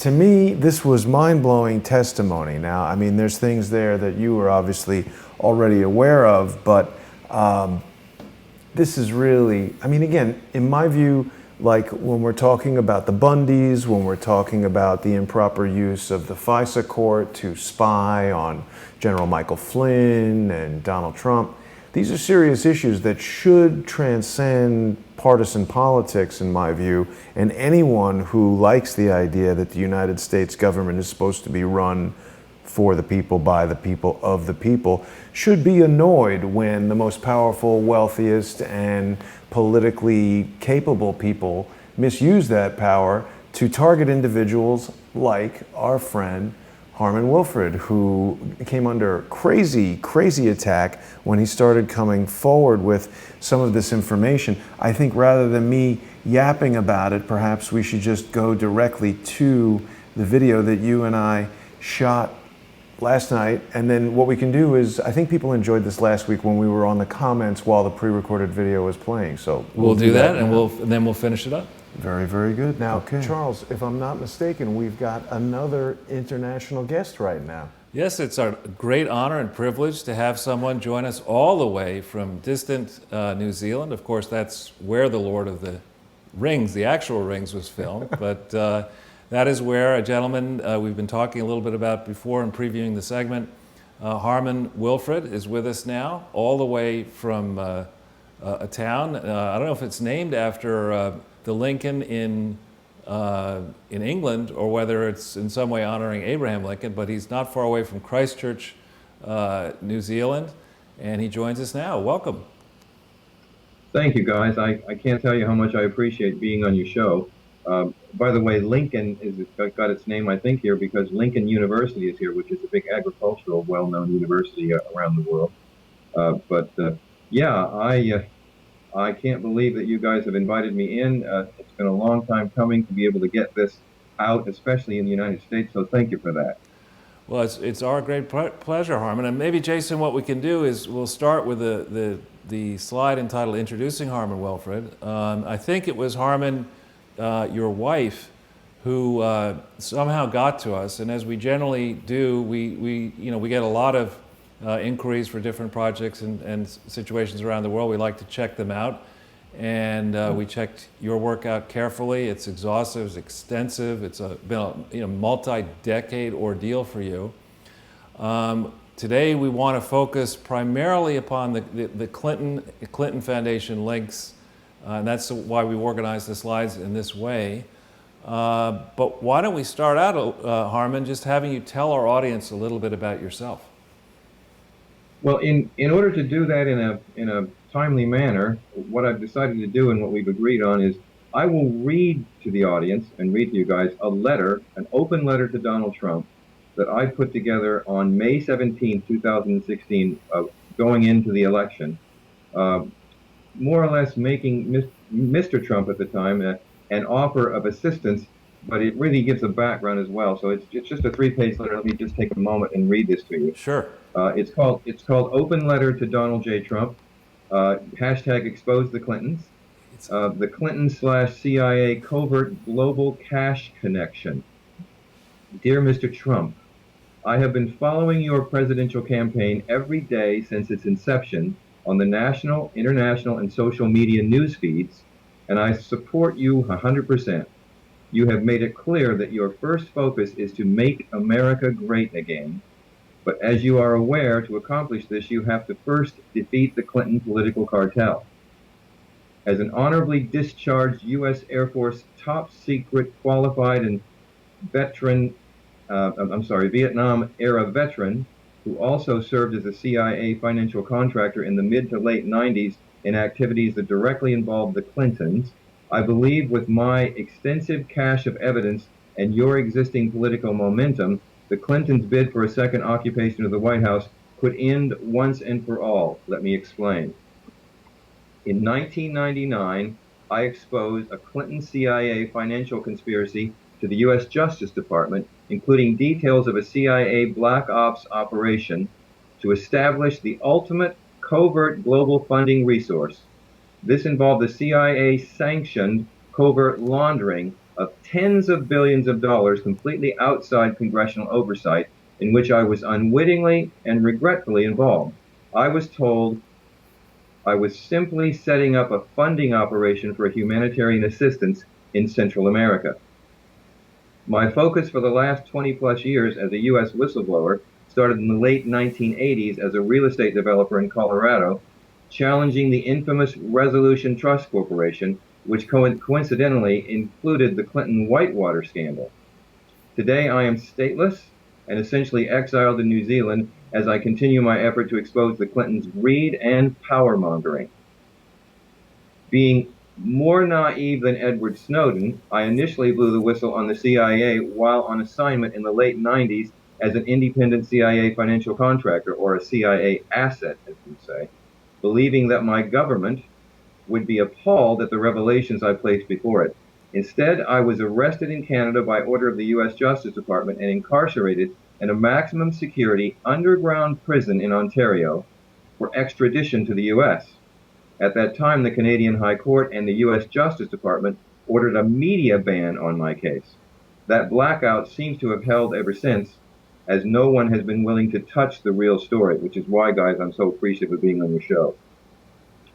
Once I was released from the Ontario prison on a $600,000 bail, after 120 days of hell, while pursuing the truth in the U.S., I subsequently experienced multiple incarcerations over 2 years in U.S. federal, county, and local jails. In one case, having been held without charges or bail.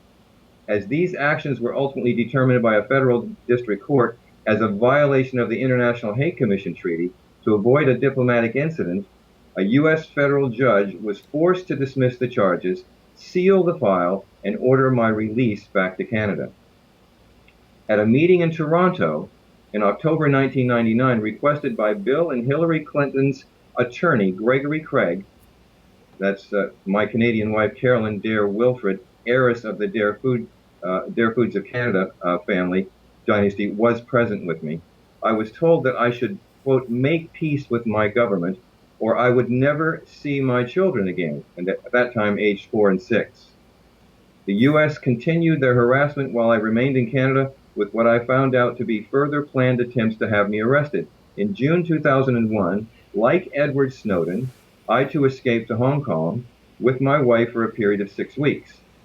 In August 2001, we were then warned by my close CIA contacts to leave Hong Kong, so we decided to move on to New Zealand. Since then, I have indeed been forcibly estranged from my children for over 18 years. Whoa. In 2005, while living in New Zealand, the U.S. consulate refused to return my U.S. passport upon renewal. For my personal freedom and safety, and to avoid being sent back to the U.S. for further abuse, I was advised to renounce my U.S. citizenship. I have been officially stateless ever since, despite repeated failed attempts to gain legal status in New Zealand. Although I have received several demands since 2008 by New Zealand immigration to leave the country, with a deportation order served on me in 2011, because I am stateless, I cannot leave or be deported. Upon my wife's departure for Canada in September 2015 on family business, New Zealand immigration, without notice, suspended her Canadian visitor visa waiver in order to prohibit her return. This in spite of the fact that she had an active application for New Zealand residency being processed under their $10 million Investor Plus plan. That application was declined on Friday, May 13th, 2016, and is being appealed. That appeal, by the way, was turned down. This further ensures my now forced separation, first from my children and now from my wife.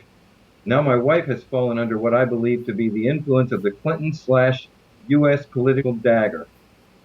Meanwhile, I continue to live alone near Christchurch, New Zealand, and that's in Lincoln, with no right to travel, work, or reside legally. And frankly, I've had enough. My personal website at harmonwilfred.com is linked to my documentary and court website, that's luminadiem.com and courtofpublicjustice.com, where my story is comprehensively told in a chronicled legal evidence format, supported by over 1,000 pages of original PDF documents.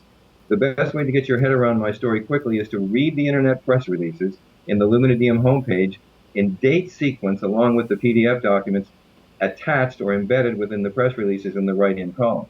Then if you wish to go on exploring within the site, go to the case history drop-down box in the upper left-hand corner of the homepage and check out the dated index with active links to all of the titles. You will find that my government whistleblowing career actually goes back nearly 25 years to as early as 1988 in Colorado, which converges into the U.S. Justice Department in the mid-90s. I have been on an amazing 25-year odyssey, 19 years together with my wonderful and amazing and supporting wife. As a stateless person today, I am literally an unwanted alien on planet Earth with no rights to travel, work, or reside anywhere. New Zealand has all but acknowledged publicly that they cannot deport me, and I cannot leave. So here I stay, living alone for now, co-managing my wife's estate. Edward Snowden has blown the whistle on what many allege is the unlawful international spying actions of the U.S. government. However, I retain in my possession the information and evidence to expose a CIA Clinton financial infrastructure that operates a virtual, unlimited covert international funding mechanism for global black ops operations without congressional oversight or any public accountability whatsoever. In March 2001, I was informed that the first funding of US $15 billion in Treasury bills was transferred into the covert bank to prepare for the initial black ops operations. Now keep in mind, that's March 2001. On June 9th, 2001, a key member of the team who participated in the setup of the CIA covert bank died suddenly in an alleged murder-suicide of his entire family. This occurred 3 days after his reported confrontation with the U.S. Treasury in Virginia. On September the 11th, 2001, 1 month after our arrival in New Zealand, Carolyn and I found ourselves horrified with the rest of the world at the spectacle of the carnage at the World Trade Center. It's even hard to talk about. On the cusp of having unwittingly participated in the creation of the CIA Clinton mega billion-dollar Black Ops super fund, I could not help but wonder if the CIA was involved in this act of terrorism in order to provoke the American public into supporting what became a new war in Afghanistan, followed by the invasion and occupation of Iraq, and ultimately becoming the global war on terror. The conspiracy theories that have since surfaced in that regard have given me great pause. Mr. Trump, at 66 years old, and by the way, now I'm 68, I am not naive, nor in the mood for wasting my or your time. However, I am as determined to expose the Clintons and the truth about the entire CIA Clinton conspiracy as you are to become President of the United States to make America great again. It is my sincere hope that with your help, my story will be confirmed and can be told without further fear, intimidation, or retribution by the Clinton political juggernaut, while at the same time providing an unfettered and fair opportunity for you to realize your dream. All said and done, I simply want my reputation, my freedom, and especially my wife and family restored to me. If you agree, I will suggest a meeting with you or your representatives at your earliest convenience to examine my cache of evidence and determine a way forward to expose the Clintons. I can be, and then I can be contacted by phone, and I've got my emails on there. Regards, Harmon Wilfred. Now that's what I wrote in May of 2016. That's This a has now gone staggering another story, Harmon. Listen, it was the hardest thing in the world for me to tell this story, because up until that point, the only person who had all the information that I just read to you was me. Only people were me and my wife. Wow. I was loath to tell it because I was wondering exactly what sort of risks that we would be taking. But I can assure you, you found out the hard way. Yeah, well, I did, and I can assure you and your audience that everything that I've said in here is true. It's not a conspiracy theory. I can prove every bit of it. I've got documented evidence in boxes here, as well as I've scanned a lot of the evidence. My attorney has a separate hard drive, or a separate drive that he's keeping in his safe so that it can be kept safe. And I am just waiting for the Trump organization or the U.S. Justice Department to just simply contact me.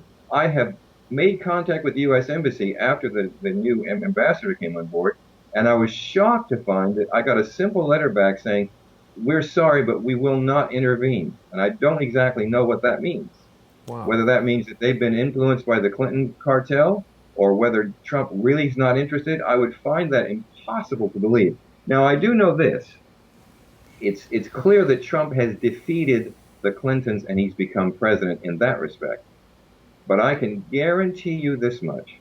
The Clinton resistance, as they call it, is still being financed. And I can also tell you that the Clintons have billions of dollars available to them that is offshore. Originally, I had many of the offshore account numbers and so on for this because I was the one who was the intermediate preparing all this stuff. But as soon as they realized I was blowing the whistle, of course, that all disappeared. Wow. But I'm telling you, they've got the money, and whether George Soros or anybody else is financing this so-called resistance, Donald Trump, President Trump now, is not going to be rid of this torment that he's going through by the progressive left and by the Clinton so-called resistance until the Clintons are exposed and this evidence is put forward and everything is brought out into the open. And I can't wait to get it out in the open. Well, you've begun the process, Harmon, and thank you very much. I can tell you, Jason's put together in crowdsourcethetruth.org. Ours is just one show here. He's got multiple shows and multiple investigators, and a gigantic audience now. And people are watching this broadcast, and they will follow up. Many governments watch this. Many prosecutors watch this around the world. And really, there's so much evidence to go through that we'd have to devote, 6 months of programming to go through it all. I'm so appreciative of what you guys are doing, and it's so compatible with what I'm doing, and the fact that we've come together. I don't believe in accidents. I think this is God ordained. But I can tell you that again, what shocks me is that I wrote this letter thinking that, and by the way, I didn't just post it on my website. I sent it to the Clinton campaign group. I sent it to several of his friends. I tried to find people that weren't quite as insulated as Trump, so that I could at least get it to him or have somebody else get it to him. And I've not gotten any reply back, and that confuses me. No one. I have got at least 10, what they call here bank boxes. There's large boxes of documented evidence here, as well as all the stuff that's a lot more. There's nothing that I would reveal, by the way, that's classified. Obviously, working with the CIA, you sign documents saying that you won't reveal classified information. But this is just exposing what's going on in the background. It's Right. all here. No one has said, show me what you've got. No one. Well, I it's can't believe that no one's come forward and said, oh my God, let's see what you've got. It just isn't happening. so to speak. So, what we found here, Harmon, and this is the first of what we hope will be many broadcasts, what we found in doing this work together, Jason and I, is that the question of a deep state colluding is something that goes back not even 10 years, it goes way, way, way back. And indeed, Americans, I think, have been waiting for the opportunity that presents itself now in 2018, where we can coolly, calmly, objectively understand exactly how much power we have ceded to these secret organizations. It used to be just the CIA, and now I guess it's 17 that we know about, and who knows if there are other ones that we don't know about. It's past time for Americans to have a grown-up discussion about what sort of a secret service, secret organization do we really need? How is that organization going to be controlled? And how can we make sure that what you describe and what we have long suspected doesn't happen? We shouldn't have a bunch of people in these secret organizations having access to billions of dollars that disappears and can be used for nefarious purposes, even for personal enrichment, maybe for political campaigns. We can't allow this. There has to be oversight of that. And clearly there hasn't been. I've got the documents that'll show you where the resources are, where this money comes from, and it is totally unattached. What I mean by that is it's completely unaccountable. It's absolutely amazing. Now, what I don't want to do here, I mean, I'm no longer an American. I had to do what I had to do for my own personal safety. What I don't want to do is do anything towards the Trump administration that would cause them pain. I'm trying to help them. Sure. But as far as the CIA goes, and I know the new guy who's running the CIA, I don't have his name in front of me. I don't know him, but I can tell you when I was contacted by the CIA, I was roundly defeated. I mean not defeated. I was fooled into believing that everything was fine and that we were actually doing humanitarian work in Central America. But I can also tell you that in the end, what I discovered was there is an underbelly of the CIA. These guys that I was working with were what I call the old guard. A couple of these guys were out of Cuba that were around during the Kennedy era. I've even talked to well, before he passed away, Norbert Schley, and I've got him in my website that we'll maybe talk about later. Norbert Schley was alive at the time. I contacted him, and he said not only what you're saying is true, but he could actually help me confirm it all.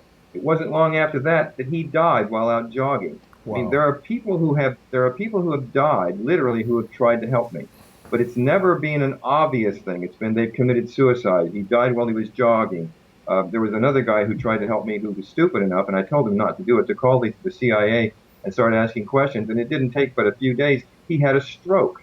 Wow. I mean, the CIA have all sorts of ways of getting things done, which is one of the reasons why I came all the way to New Zealand. I mean, I'm as far away as you can get from the U.S. on the other side of the world, and I'm down under the down under, as you know. You know, Harmon, but I've been relatively safe here. But I have a feeling that if I ended up offshore, and I think that's what they're trying to do is get me offshore, I would be highly exposed. So I'm not interested unless or until this thing is completely exposed and the Trump organization grabs a hold of it, and I can actually find somebody to work with. I'm not interested in stepping off the shores of New Zealand. I can tell you that. The one bit of good news is Charles hates jogging, and neither of us own guns or have any plans to commit suicide. So we're happy to help you. Good for you guys. Now, I think you were talking about Mike Pompeo as the director of the CIA. Yes, that's right. That's right. I see his picture there. That's right. Now, I have a lot of respect for him. I've heard a lot of good things about him. But I'll tell you one thing. I'll tell you another thing. When I turned when I blew the whistle and I turned all my documentation, and it was several inches of documentation in a large book that I put together with my attorney out of Canada, and I turned it in the U.S. Justice Department to blow the whistle on this entire operation to tell them what was going on. About a month later, I got a response back. Now, you're going to recognize this name. I got a response back from the guy who was at the time the Chief of Staff of the U.S. Justice Department, Mr. Michael Horowitz. Oh, what did that response say? He sent me a very short letter saying we have received and we've analyzed your information. And keep in mind now, this is under the Clinton administration. and we find no wrongdoing, period. Horowitz said that. Case is closed. That's not good. The Inspector General of the Department of Justice right now. I know that by the same name. I have to believe it's the same guy. Now, and That's I not also good. will say this: I remember doing a press release when Obama won the presidency. I was shocked to see that Obama initially basically brought on a lot of the same organization, the same people that the Clintons had in their organization under the office of the president. We're not shocked by that. I mean, I looked at that and I did a press release saying this is just the Clinton administration revisited. And then of course, Hillary came along as Secretary of State, and then she ultimately, or as the senator, and she became the Secretary of State. It's just everybody that was in the foundation of that organization is still there, including Michael Horowitz. Wow. That's very interesting. Well, maybe, Jason, if we can go back to the slides, because I'm mindful of the time, and we do have a fair bit of stuff to get through. Harmon, let me walk people through this slide quickly, and we'll dive back into your discussion in a second. Right. What I did here, Jason and Harmon, is I took things and links from Harmon's excellent websites, which he's referred to, and which we have on these slides as well. We're going to point people to your website, but some salient points. First of all, Harmon was in contact, I guess, with Peter Schweitzer, who is a friend of mine, actually, and Jason's, who's done important work with Clinton Cash. He's got a new book coming out, got many things going. I actually was very fortunate to be at the New York opening for this movie, and I was consulted as the best way of, by Peter and Steve Bannon, actually, the best way of getting this out there, and I advised them to do what they did do, which is just to put it up on YouTube, because I had a feeling that if they tried to get the normal commercial distribution, that this movie would have never seen the light of day. And thankfully, they got it out there. This Peter Schweitzer's book was an inspiration for me to do all the work that I have subsequently done independently and now with Jason, chasing down the Clinton Foundation. So I commend this excellent movie to the audience. If people in New Zealand have not yet seen it, they really need to see it. And thanks for any help, Harmon, that you may have given Peter. So the second link, I also noticed that you were helpful to Marsha Blackburn. Now, Marsha is somebody whose office contacted me when they saw me on television doing all this stuff. And ultimately, I had the great good fortune of getting to know very well the staff, Marsha Blackburn's excellent staff, and even Marsha herself on several trips down to Washington. They put this book together, Harmon. I don't know, on this presentation, I don't know if you've seen it, but it's a very interesting, very detailed, lengthy presentation. It's linked into the slides, and it explores in great depth the degree to which the Clinton Foundation, in addition to maybe doing the money laundering you're talking about, they also were distributing adulterated HIV/AIDS medicine around the world, including, it seems, with money from New Zealand. And this is a document that goes, it's heavily footnoted, lots of links. It's really worth a close read, and especially you, Madam Prime Minister in New Zealand, you need to read this document. And you know, you've got a child, you're expecting your first child. I mean, there's nothing worse in life than giving a child medicine for which that child doesn't really need HIV/AIDS medicine, because it's very tough to get HIV/AIDS as a child now. It's nothing worse than doing that, and that's precisely what the Clinton Foundation may well have been doing in their crazy scheme of, quote, fighting HIV/AIDS around the world with no controls and no authority, no nothing. So thank you for helping Marsha Blackburn. You bet. We went through when I just a moment. When last year I contacted Preet Bahar's office, and he was the federal prosecutor then in New York. I talked to a couple of FBI agents. I sent them a summary of my document evidence, and they were excited. They took it directly into his office. I had a couple of communications with him, and then it just died. Right. I also contacted Marsha Blackburn's office. She turned me over to her attorney.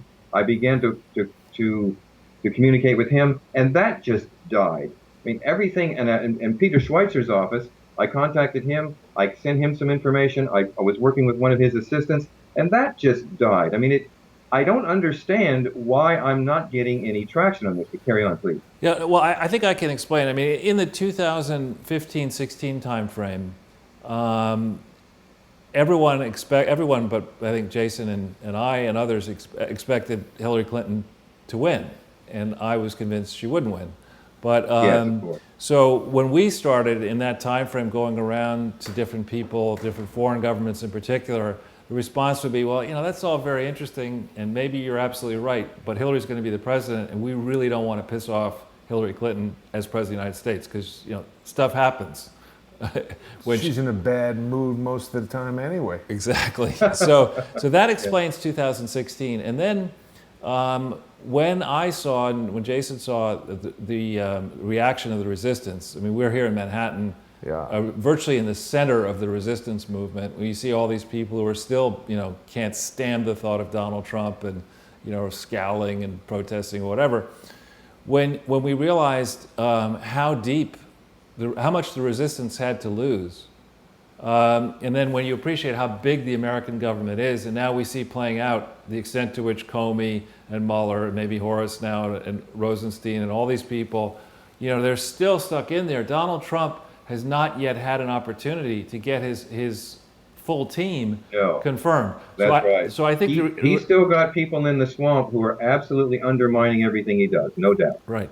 So I think what you're seeing, also with respect, New Zealand is one hell of a long way away from Washington, D.C. So probably people thinking through the different projects that we want to tackle first. We got tax reform. We got this. We got going to see Harmon Wilfred in Auckland, wherever it is in Lincoln, New Zealand. It's just a long ball move. And as a guest, you were low on the totem pole. But I think and hope that as governments around the world grow to realize that it's not simply France, it's not simply the UK, it's not simply Australia. Now it's New Zealand and Germany. And I'm talking like Howard Dean in the Scream, but I won't scream. And Sweden, and Korea and Norway, and all these different countries. All have either been, it's very simple, they're either co-conspirators or they've been duped. If they're co-conspirators, they need to be exposed, and whatever the rules are or laws are in a given country, New Zealand or elsewhere, people need to go to jail for this. If they've been duped, they need to join the party, get on the bandwagon and bring these Clintons to justice. So you were referring to those investigations in this Daily Caller link. The folks at the Daily Caller have done a lot of good work on the Clinton Foundation. Richard Pollack, who did this piece, is somebody I've done a lot of work with, and he has a keen mind. He's an Emmy Award-winning journalist, former producer of Good Morning America in Washington, D.C., and actually of Fox News Sunday early on. So, and he just likes independent journalism. He's all over this. But what happened during this campaign, we're now seeing between February 2016, when our State Department and our FBI knew that Hillary Clinton had mishandled classified information, 2,115 emails out of 30,490. They knew that in February 2016. And what's playing out now back home, your former home and maybe your future home, Harmon, is a reality play, a real life reality play where we're going back into this and we're beginning to understand not only that Hillary Clinton got a pass, a pass that you didn't get, that most Americans don't get. I mean, she was under investigation for the theft and mishandling of massive amounts of classified information, which were exclusively in her possession, not only for the 4 years when she was Secretary of State, but for almost 2 years afterwards, until she reluctantly turned some of them back. And by February 2016, we knew, she had 2,115 emails of classified information that clearly were mishandled. Each mishandling is a 10-year prison term and a felony. So if we go back into the slides quickly, Jason.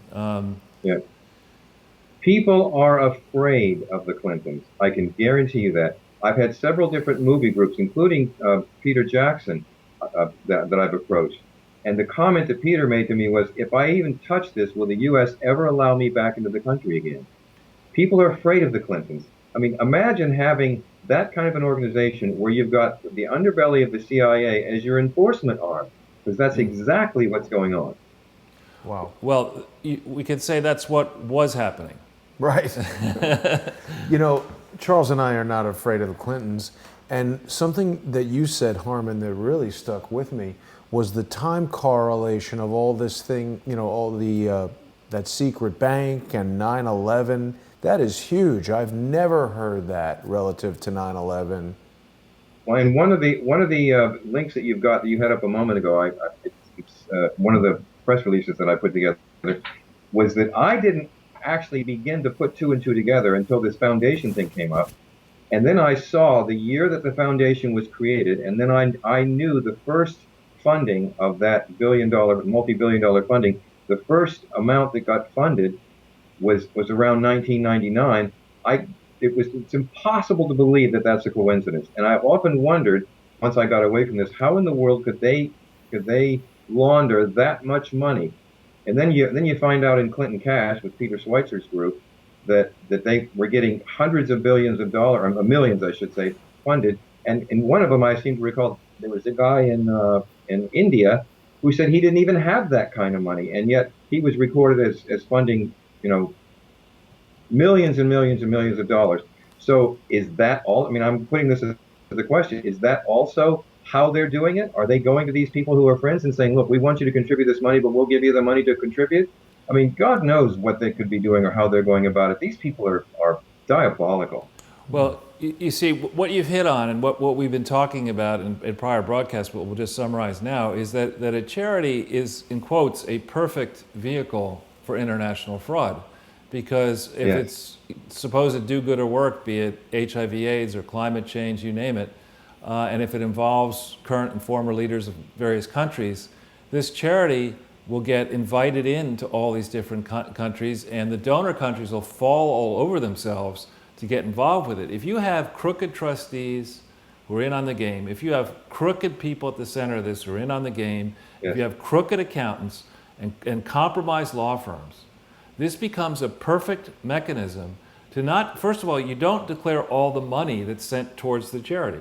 You just declare to the public a portion of it, you steal the rest, or you put it in other accounts as you suggest you can do. The secret account. Right, and it is in theory very difficult to set up, in this day and age, secret accounts, in theory.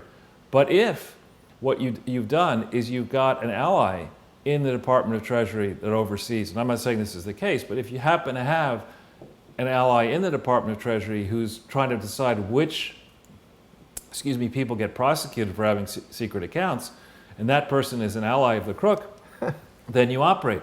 And if you happen to have, there's 193 official countries in the United Nations, there are other ones, but if you have friends in some island archipelago, let's say the Maldives or Mauritius or what about Panama? Or Panama, or you name it, there's all, Vanuatu or whatever, all these different places. If you have somebody who can be bought off who's prepared to be crooked, it's very easy, as we see in the Paradise Papers, the Panama Papers, it's very easy to set up these complex structures that are very tough to follow and have money disappear. So this deal that I was working on through the CIA, in the end, when I finally figured out what was really going on and what the background was, and by the way, these notes, these bank instruments, bank obligations, if you want to call them that, the first one, as I began to do all of the background on it, because of course you've got to really vet these things before you can utilize them. And the first one was $6 billion. What I finally figured out, and this is how I discovered that I've been lied to, is that had been used. The coupons for that instrument had been used by Oliver North in the Iran-Contra arms deals. And then, of course, most recently, this latest movie that's just come out that doesn't even come close to telling the truth, but at least it hints at it, with Tom Cruise on the American Made. Yep. That came along. They were doing the cocaine before I came along, and they switched over from the cocaine to these instruments. Now, I can tell you that was the first one, and when I put the deal together and I actually created this so-called covert bank, and believe me, I was the one the intermediary who put it together with all the different groups that I was working with, including the private trust out of Europe. When that was finally put together, I was shown that there were 34 of these notes. The $6 billion first one was the smallest of them. They could only do them about once a year, so they may have already done all these notes, but they have ways of putting them in banks and expanding that money. So, my goodness, the amount of money they've got available to them right now, it's just mind-boggling. Well, but I'm the one who set the system up, and then I got sort of jettisoned off. And frankly, most people don't believe my story because they can't believe I'm still alive, and sometimes I wonder. But But I can tell you that if anybody's willing to sit down with me and look at the documentation I've got, they won't have any doubt whatsoever that what I'm telling you is the truth. Well, that's good to know. And I mean, it stands to reason. Jason and I have long talked about this, that when you think about the size of the official global economy, there's something called UNCTAD that puts these statistics out, and it's roughly 80 trillion of economic activity a year. That excludes, in theory, illegal activities. So what percentage of a given country's official economy, on top of that, is the black economy? In Chechnya, the estimate is 50%. Wow. The official economy is X, and there's another 50%. In a country like the United States, is it 1%? Is it 3%? Is it 10%? How do you know it's not 50%? Well, but you could use a low number. So let's just use a low number for the whole world and say that for the whole world it's 10%. That's 8.5 trillion per year that needs to go somewhere. So the figures that you're talking about, Harmon, make sense to me as a numbers guy, because I think there's a larger... This is only the tip of the iceberg. I actually had a meeting with the top people at the Securities and Exchange Commission when I was in Canada. I was called in, and I called them to me. I mean, my attorney said, "Are you sure you want to do that?" Because at the time they were pursuing me, but I said, "No, I want to do this." The Securities and Exchange Commission tried to say that this first note was a fraud, and I'd already had it checked out. The people that I was working with through the trust out of Europe had already had it curated. They checked it out through the International Bank of International Settlement. We checked it out through the Central Bank of Japan, or through the Mitsubishi Bank of Japan. We already knew that it was real, and these guys tried to tell me it wasn't real. So I took my documents to my attorney's office. I had these two, and by the way, all this is on my website. We even transcribed the meeting. These two people came in from the Securities Exchange Commission, and they said, "This thing's a fraud. We're going to arrest you." And my attorney said, "I think you better look at what he's got first." I pulled it out and started showing them. They said, "Put it back." So I put it back in the box. They went away, made a phone call, came back, asked me one more question, went away, made a phone call. They came back in and said, "We're out of here. We have no more questions." And I said to them, "You don't want my evidence?" And they said, "No, we don't want anything from you." They left, and we never heard from them again. My attorney couldn't even get them back on the phone. Wow. So, I mean, this just stinks to high heaven. When you take all the information I've got and the documentation, and believe me, I am pedantic when it comes to documentation. When you look at what I've got, there'll be absolutely no doubt in your mind that what I had was for real and what I'm telling you is the truth. But anyway, so carry on, guys. So Staggering. Yeah, Harmon, this is great stuff, but I'm mindful of the time. We probably have another 20 minutes or so, and we've got two more slides to go through. So we can fly through the balance of these slides, but we've laid out here, we've been discussing in other broadcasts the Uranium One matter, and what you're describing on a much bigger scale is quite similar, it would seem, to what this informant Douglas Campbell is talking about, or maybe talking about to congressional folks. So it's totally credible. You mentioned Iran-Contra. We have this bipolar or schizophrenic press here that, if it's a Democratic administration, well, we don't want to look at that. If it's hundreds of billions, trillions of dollars, why would we care about that? But if it's a Republican, and I'm not belittling Iran-Contra, I think Iran-Contra was, 30 million or something like that? It wasn't, it was bad what was going on, but in terms of financial terms, that can't be. It was small. That can't be the total. Well, my goal in this, by the way, and I didn't say this up front, but my goal in this is to get to Donald Trump. If I can make a connection with him, if anybody can help me, and you guys obviously can do that, and I can get this in front of him, and I don't trust very many people even around him. This needs to go directly to him or in some fashion to people that he trusts. We can make this thing happen. It'll blow the lid off this whole thing. Well, I agree. And so what I would just want to let you know, I don't know if you saw this, we maybe hit up the Hill thing, that Lou Dobbs, who's a very famous... Oh, I love Lou Dobbs. By the way, I'm on Fox every day. I keep up with everything that's going on in the government. So I'm well versed on everything that's going on. So any subject you want to talk about, I can tell you right to the moment what's going on. So believe me, I watch this stuff. In fact, I'll tell you what I'd love to do. I'd love to get on Fox News, especially on Hannity. If Hannity would interview me, that would blow their minds. Right. Well, we'll see.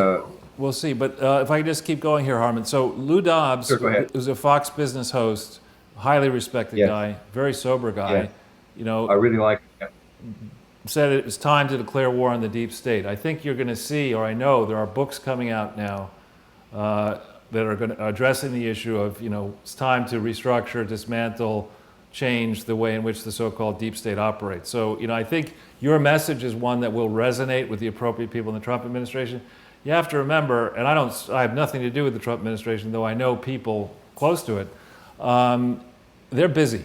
I mean, they're working on a lot of stuff all at once, and Of course. and they've been very clever in fighting this game.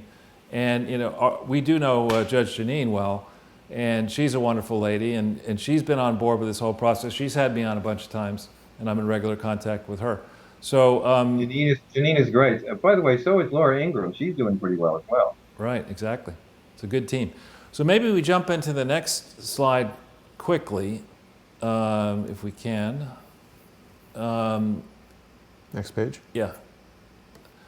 All right. So I want to just, we have, you were right when we spoke offline, Harmon, the Lumina links are tough to open, so we're not going to open them now, Right. but we'll redo the presentation in the version that's up on our site that'll go up late Sunday that'll allow you to look at it. But we put up here, we can, I think, get this first one on November 8th.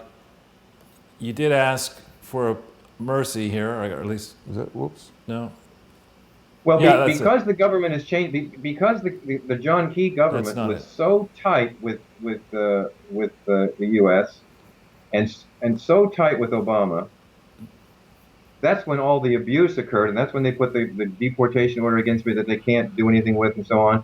But the government, as you know, has just changed over. In fact, they've just gotten back in the saddle here at the beginning of February, and just the other day, what dropped out of the sky was they canceled the deportation order. Right. Now, that doesn't help a lot because by the same breath of canceling the deportation order, they basically said, now, even though we've canceled it, we expect you to get out of the country as soon as you can, find another country to go to, and if you don't, we'll put it back on you again. So that was sort of a backhanded cancellation. So nothing has really changed. And I was told that I had to at least try to get out, so I sought asylum with 15 other countries, as you've seen in this document. Wow. And none of which would even talk to me because I wasn't in their country. So that's sort of the catch-22. Well, I have to be there in order to get asylum, but I can't get there because I don't have a travel document to get there. Therefore, I have to stay here. Now, I got I can send you, and it's on my website. I got a legal opinion from Switzerland out of their Justice Department, which I was quite surprised to get, where they basically said, look, you're in New Zealand. New Zealand has international obligations that they have to stand up to.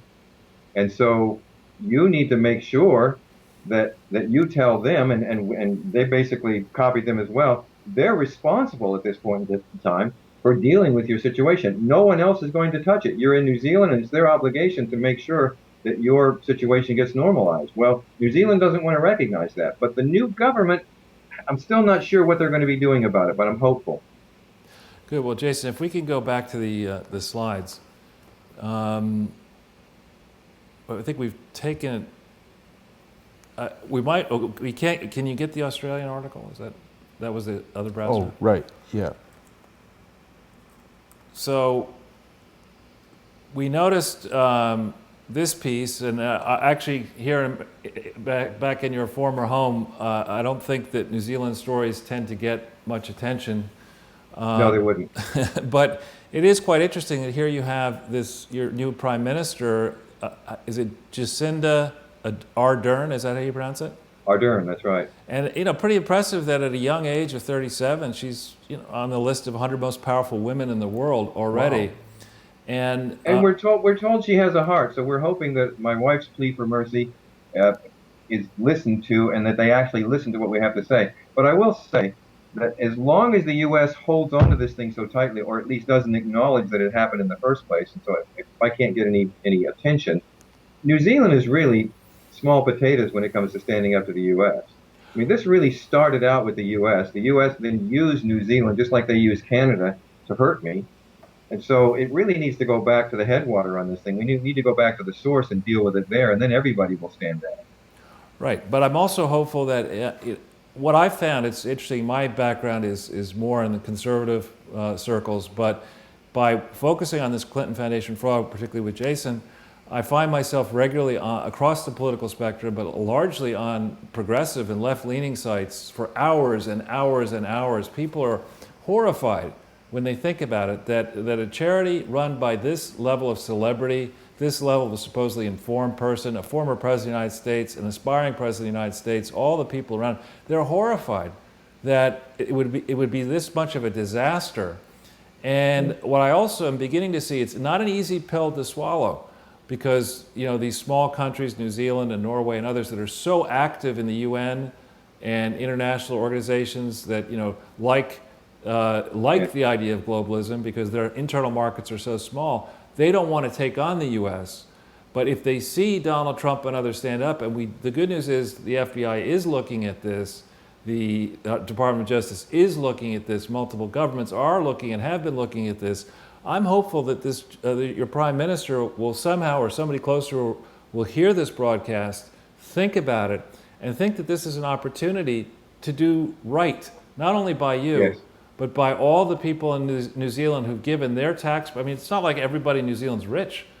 $13.7 million New Zealand dollars is about 10 million bucks. That's what we know. And the New Zealand general public did not know about that until an article came out, and then it got pretty much squashed even in the media here, which is why I did the press release on it, saying that's one of the reasons why John Key stepped down. He insisted he was just tired and he wanted to go do his personal thing. Nonsense. Right. When Hillary Clinton lost that election, John Key had no choice but to step down. But could this information possibly be correct? Oprah Winfrey is more powerful than the Queen of England? Sure, are you kidding me? She's the queen of Hollywood or whatever she is. Queen of Chicago. Check with Forbes on that. I'm not sure about that one. But when you look at the social media side of things, that might be true. That's right. Maybe. That's the Queen of England. I don't know.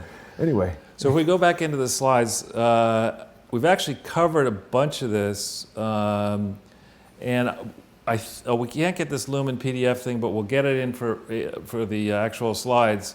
There's an excellent letter that you wrote, a summary that I think is like 8 pages long or 12 pages long, that goes in, That's right. in great depth.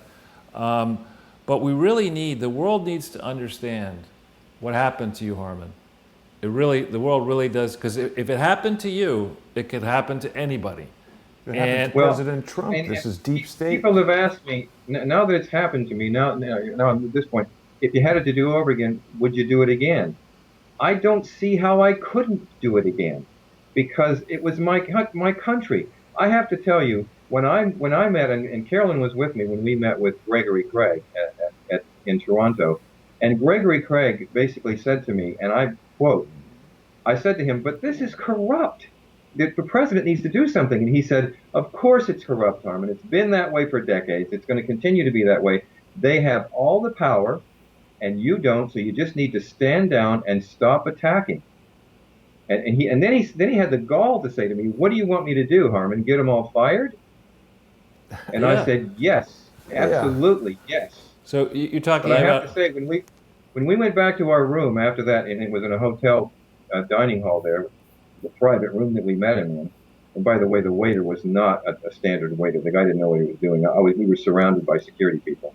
We went back to our room. I must admit, I wept. I loved my country. I couldn't believe it, that it was that bad. And then I'd gone all the way to the office of the president, and it was corrupt right to the core. I couldn't believe it. And that was President Clinton, right? Yes, yes. Well, that's... Now, I have to say, with Trump, I have hope. But he's still got his work cut out for him, and I'm willing to help him with what I've got. And I think if he can truly dredge the swamp, so to speak, I think he's got a real shot at making an 8-year time of it. And boy, I'm on board for sure. But I guess Trump gives me hope. But I'll tell you one thing. I'm not afraid of him. I haven't been afraid of him, and I won't be afraid of him. Although I've sacrificed my whole family for this, we need to finish this. One of the things I will tell you, and this is my last little soapbox speech, I'm no victim. I hope you can see that. Victims generally stand down and they complain and they don't do anything about it. I'm a scrapper. I'm a fighter, and I won't stop until we win. That doesn't define me as a victim at all, nor is my wife. We've had some horrible things happen to us, but we will win this with help from people like yourselves.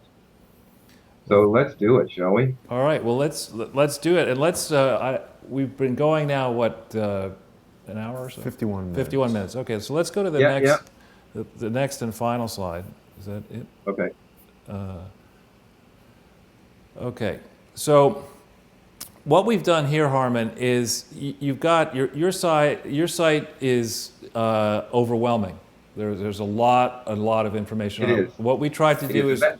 That may be one of the problems too, by the way. Go ahead. What we tried to do is we tried to pick, to give, this is the first session with you, so to give members of our audience who care about this deep state corruption that goes back now a quarter century or longer, 30 years actually, at least, we're just picking up some of the points in your long site. And so if we could go to this first index, so people can see that, just get a sense of what we're talking about here. This is an enormous. It's 30 different sections. I'm just explaining to the viewers. More than 30 actually. It's 34 or something. Yeah, but if you drop down that select the case history section, you'll find an index in there. Oh, you're on the index. Oh, I see that. Yep. Yeah, right. So and if you want to go to that section, you can click on the like section 1, section 2, and it'll actually take you to that section. And each section has documents down the left side. And then it has a basic explanation down the center of the page so that it'll sort of guide you through it. Right. And we've done that, and we're going to do that in a second. We're going to go to a few of these sections because we don't want to overwhelm people with all of this information at once. But just for the people who watch our show understand that we're a detail-friendly show. We like details. Yes. And as I say, I'm pedantic. This is well organized. It's just so much, as you said. Right. And if Charles Ortel tells you that your website is overwhelming, that's overwhelming. There you go. O for overwhelming. So if we go back into the slides, we're just going to pick quickly. We're not going to go into great depth here, but section 4 is one example. We've got that ready here. And this is when Harmon got involved looking at the Resolution Trust Corporation scandal. And that was I can explain to the viewers what that was. When we had a financial crisis, this thing, the RTC, the Resolution Trust Company, was set up. People like me and others who understand finance were immediately suspicious because in these vast bureaucracies, one game that can get played is that you mismark, you take over assets, and something that's really worth $10 million, you sell to a friend for $250,000. Right. That, in essence, I think, is sort of what you identified here. You tried to get the RTC to care about a $30 billion fraud. This was way back before you got involved with the Clintons and your sojourn over there in New Zealand. I'm bringing it up just to let our audience know that you're talking in Harmon, you're talking to somebody who understands finance, who understands these type of complex details, who understands fraud. Right. And this is not a casual first step. No. I actually did my research on this and did a class action suit, which you're looking at, the $30 billion suit against the RTC. And it was on behalf of all taxpayers, and it actually stuck. I mean, the court had to accept it, and the suit went on, and they had to hire a major law firm in Washington, D.C. and in Denver to finally get it dismissed. Dismissed, yes. But when they did, if you look at the dismissal, which I have attached here, the judge basically said to me, look, there's no statute of limitation on this. If you come back with a law, with a team, because they could see that I didn't know all the law around all of it, but I got enough of it to make it stick, that they would let the suit move on. In other words, this suit could literally be reinstituted. Wow. But I can't do it without the proper money and without the proper legal people behind it. But I actually got them to accept it. I was on a radio station back then when one of the radio stations out of Washington D.C. They were among the top 6 stations in Washington D.C. called Scams Across America, one of their programs. I was on their national radio station after I filed this and it got accepted, and I was also on CBS. And all of that ultimately got squashed. Right. When the CBS station tried to give me a tape of the of the interview that I had on CBS, I got the tape back and it was all garbage. It was gone. I got the tape back from the radio interview. It was all garbage. It was gone. I mean, they were knocking me down as fast as I could stand up and move into them. So ultimately I had to leave it, but it's still sitting there, ready to go again. Well, see, people may not be familiar with it. That's about the time, that's when George H.W. Bush was still president. People expected in 91 that he'd win. And there was a big problem brewing with BCCI, that bank. Yep. And that was Whitewater was going on at that time too. And believe me, the Clintons were no stranger to any of this. Right. So, but I'm just explaining that it's easy to understand why H.W. Bush would not want this sort of a scandal to... Well, he's the capo de tutti capos of all this. He was there in Dealey Plaza in 1963, the savings and loan crisis. Many Bush sons were... Neil Bush, was he not involved with the S&L crisis? This goes way back, exactly. in my view. And actually, the secret villain could be Barbara Bush, for all we know. But anyway... I can certainly help you guys connect a lot of dots with all the research and the information I've got, sure. Yeah, I'm sure. Let's go quickly to section 7, and I think we're just giving people a highlight here to get a sense for how much information is on this site. And we're not even going to try to get in great depth at this point, Harmon, because we're running out of time. But this section 7 is an excellent summary of what Harmon was talking about earlier, about how he was asked to create this covert slush fund. And it provides a lot of information. You can read it at your leisure. You can check the links yourself. It'll all be there for you. It'll be on our slides. It's on his site. And it's a long-running pattern and practice of fraud, frankly, and of looting the American taxpayer, and to enrich people close to the fraudsters. And we can't have Corinne Brown in prison at age 71, an African-American former congresswoman, for 5 years for charity fraud of $800,000, while the Bushes, the Clintons, the Obamas, all these people are flying around the world and going to expensive resorts and living in mansions and living the high life with who knows how many billions stashed offshore. We can't have this. We need that money to come home, and it needs to pay down the debt. And people involved in this need to be fully exposed and sent to prison, even if they're 95 years old. But Charles, and the list of people and organizations that were involved in this operation that I was involved in, this covert operation, would blow your mind. I mean, I've got notebooks on that right now that I've got locked away. The list of people would blow your mind. In fact, even the Vatican had their toe in the water with this. Not surprised. Not surprised. Well, but I just wanted to add that the situation with Corinne Brown, it really makes me feel like some of the same people that are preventing Clintons and Bushes from going to jail might have made sure that Corinne Brown went to jail to punish her for something, beyond the fraud. Like maybe she was going to talk about something they didn't want her to talk about, so they send her away. Well, hard to say. That happened, and it shouldn't have happened. That happened. And then quickly on section 20,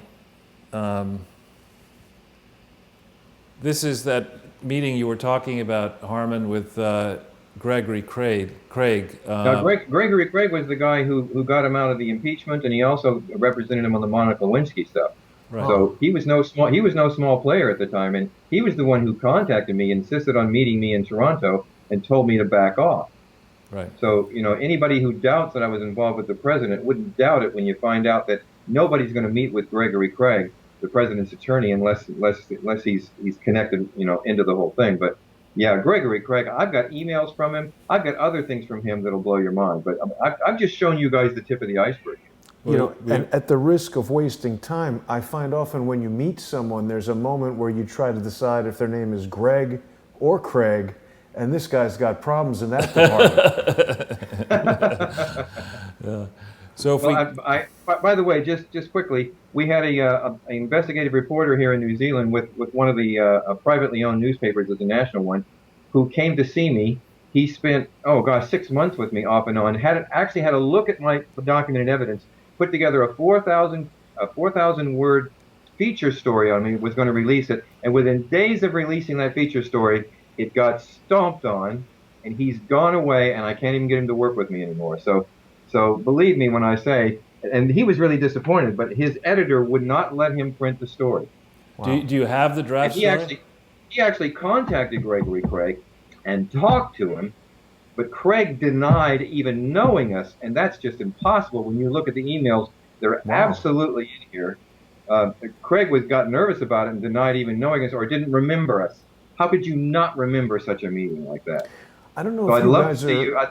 I'd love to see you, Charles, get a hold of Gregory Craig and then confront him with these emails and say, "You've got to be kidding me." I don't know if you guys are familiar with John Barber, but John was a TV producer who was a very famous, wealthy guy. He created Real People and he was on the news and everything. He was very influential in Hollywood. And when he started interviewing and investigating the work that had been done by Jim Garrison, the district attorney of New Orleans who was investigating the Kennedy assassination, same stuff, spiking interviews, erasing tapes. I mean, Yeah. again, this stuff becomes, as you said, a pattern in practice. These are elements in a chain of activities that are, in my view, quite obviously being done by the same people. Yeah. So what we're going to do now is just rip through this quickly. There's a great blog here that I think, was this Hugh that did this? Well, somebody wrote this. This explains some of the background. That would have been Hugh Stedman. Yeah. Hugh's one of my business partners here, who also has this blog called Khaki Specs. Hugh's been a partner with me on this for a long time. He's really good, and he's a good writer as well. Good. So this is for later reading. This gives you, the audience, a lot more background. You can read this at your leisure. Gives you a whole bunch of context that will help you understand and Yes. absorb what we're talking about here. Yes. If we go back into One this, of the reasons Hugh did this is because he felt that my website was a bit overwhelming, so he wanted to somehow try to help people understand and encapsulate it a bit. So he was pretty good at sort of boiling things down. Yep. So if we go back into the slides, yeah. Now, you had mentioned to me, Harmon, this Court of Public Justice, and I think we could pull that link up. As we'll explain in a second, our approach, we are actually at this point more interested in getting the governments, forcing governments to do the jobs they should have done long ago. Of course. With the opportunity here for governments around the world to put their hands on this missing money. I mean, there's a lot of extra debt. In the United States alone, under Barack Obama's period, he doubled the national debt, the federal debt, from 10 to $20 trillion. So if there's trillions of dollars or hundreds of billions of dollars sloshing around the system and that shouldn't be sloshing around the system and shouldn't be in the possession of rogue operatives, political operatives, that money needs to go back into treasuries to be paid down. So the debt. You bet it does. So the You bet it does. the debts in New Zealand, the debts in America, et cetera, come under control. So we, let's see. I know you have the connection through your wife to Canada, and you were living in Canada. And Canada is also an important funder of the Clinton Foundation. And we have here That's right. this article that,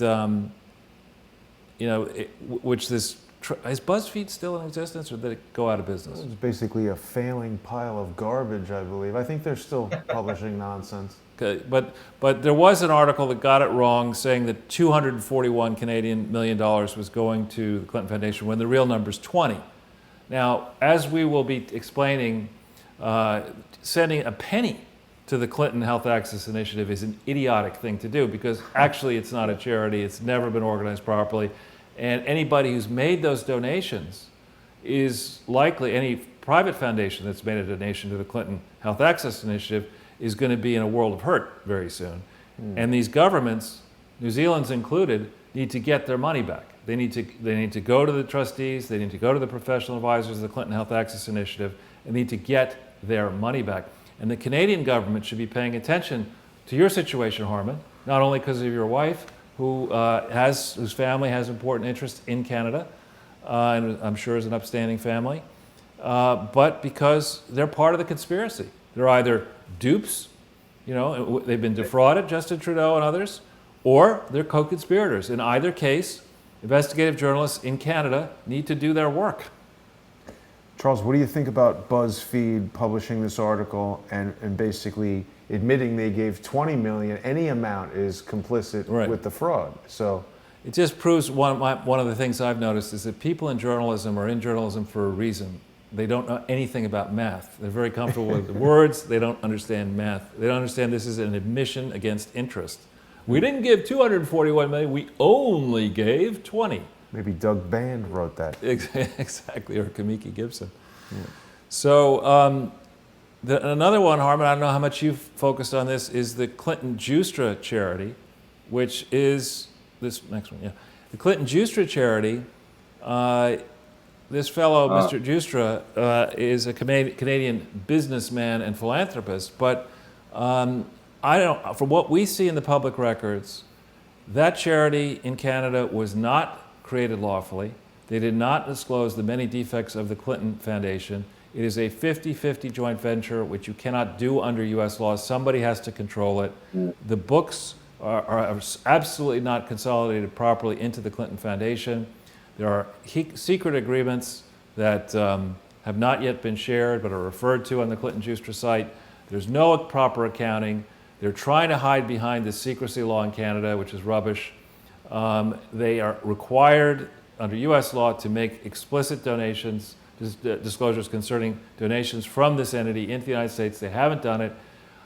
I believe the Canadian government has been stymied in its efforts to expose the full extent of this because Justin Trudeau has the Trudeau Family Foundation.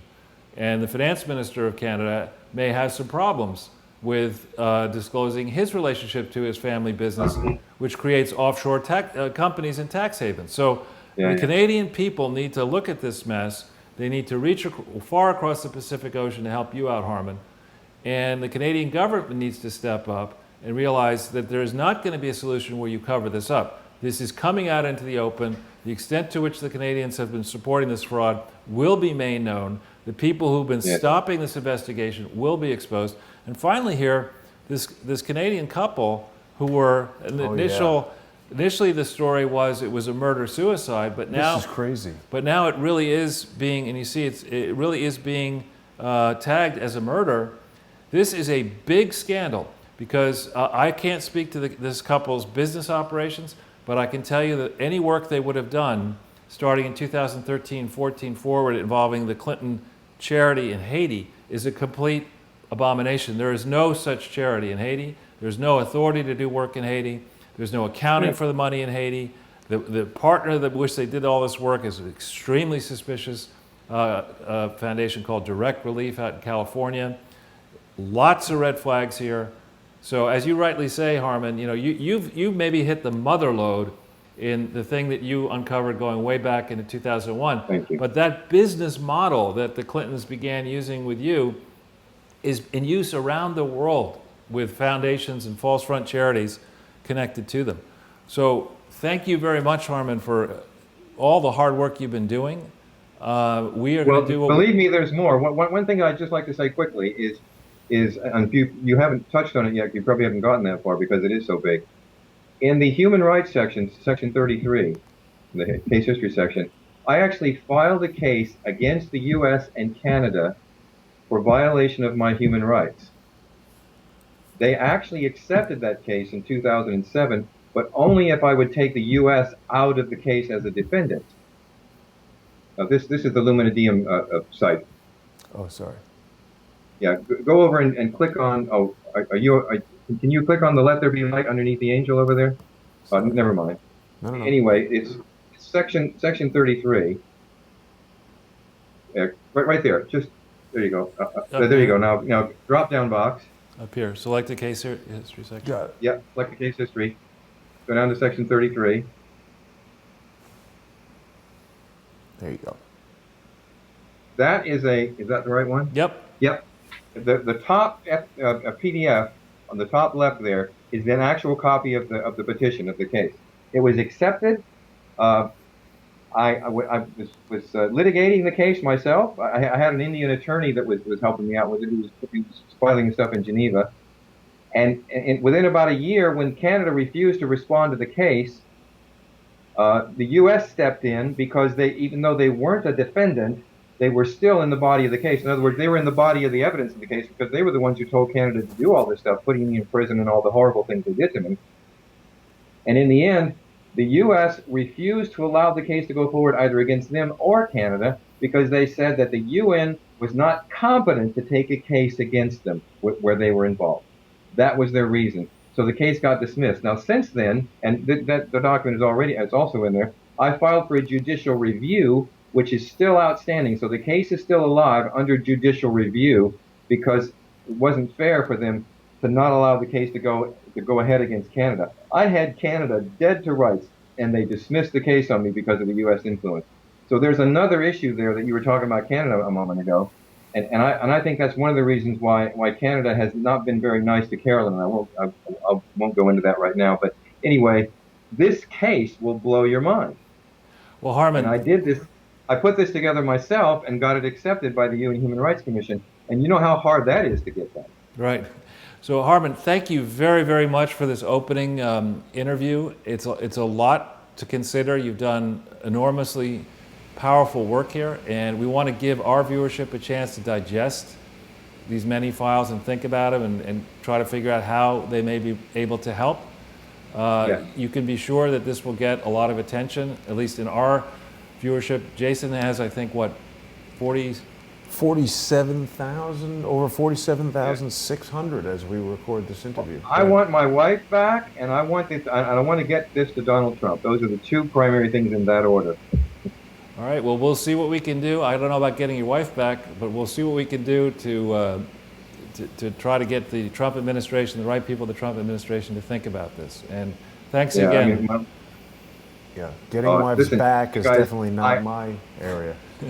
I'm so grateful for this opportunity, and if you're willing to, or if it's beneficial to you to bring me on again, be happy to do that. Happy to explain everything to you, whatever is necessary. But again, I can't tell you how grateful my wife and I are that you guys have given us this opportunity. Thank you so much. Well, Harmon, I'd like to thank you for all the work that you've done in bringing this information to light. I think as Charles said, we've only been scratching the surface here.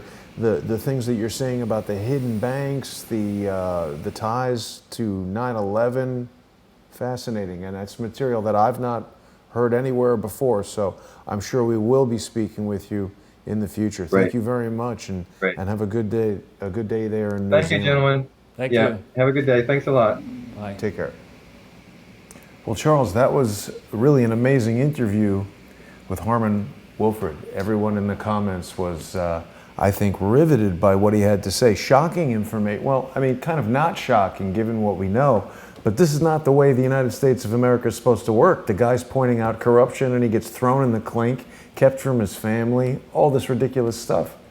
Yeah, and you see what people do here. There's a pattern that whistleblowers, when they try to go up against very powerful people, the very powerful people throw the kitchen sink at them and make it difficult to get the real truths exposed. But this is a role that traditional journalists filled so adroitly. We go back to, I was very young, and I think you were very, very young in the Watergate 73, 74.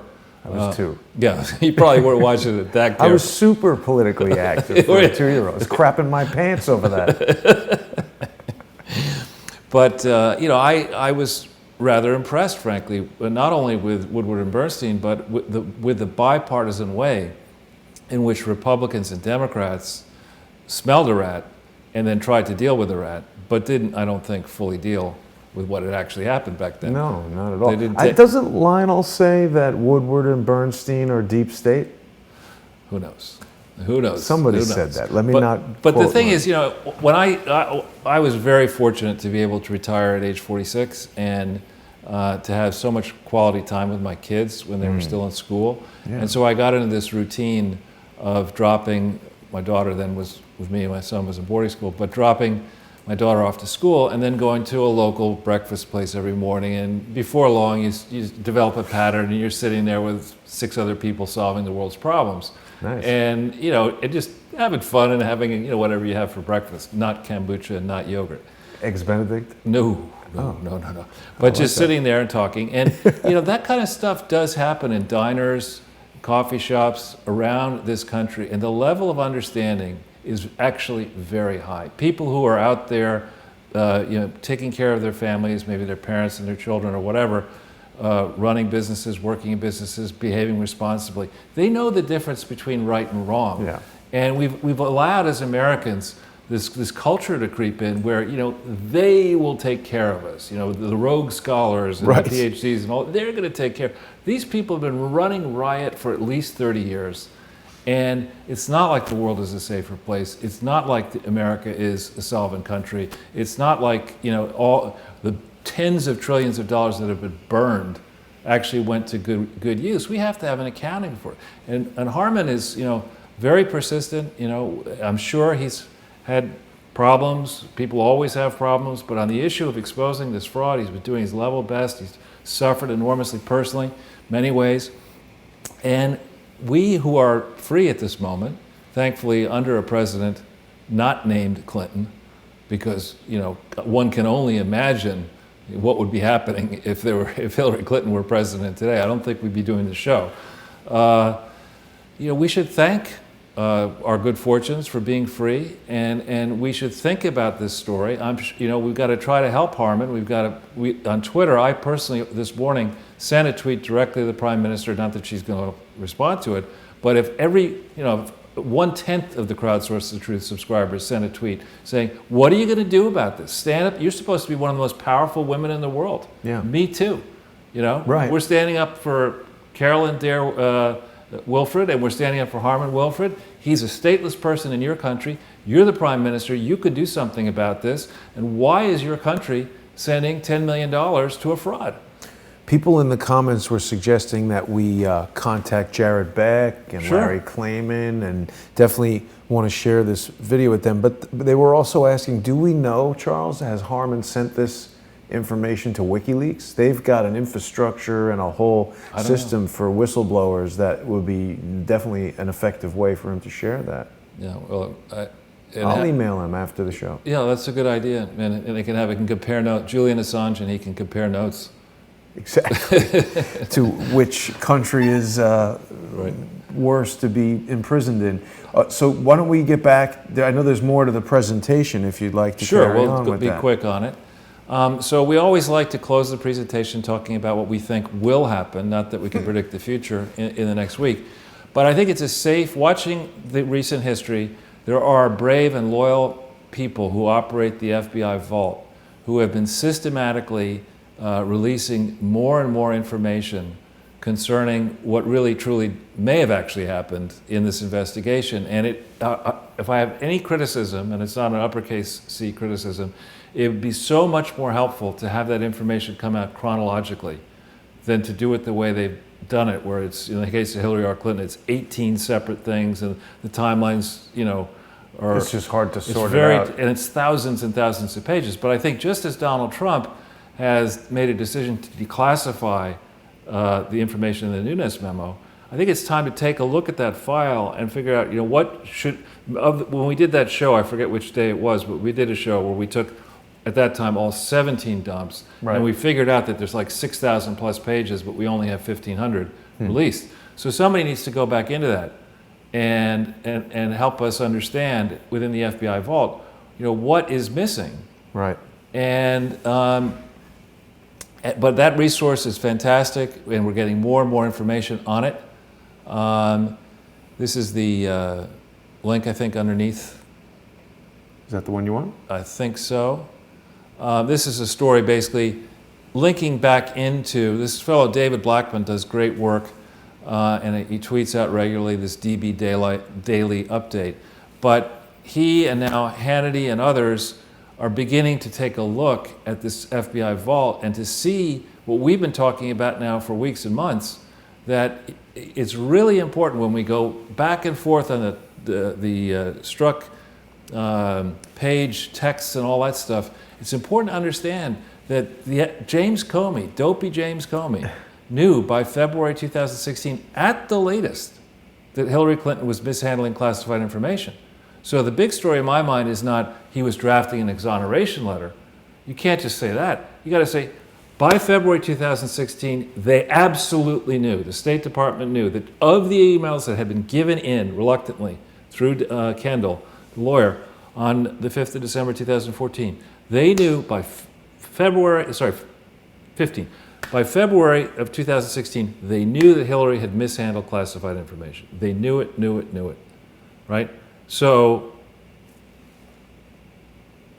what's going Why, on? what happened? Right. What's going on here? And actually, the Inspector General of the intelligence community knew that there were problems by the 6th of July, 2015, before any debates, before any primaries. The mid-year exam thing was open July 10th, 2015.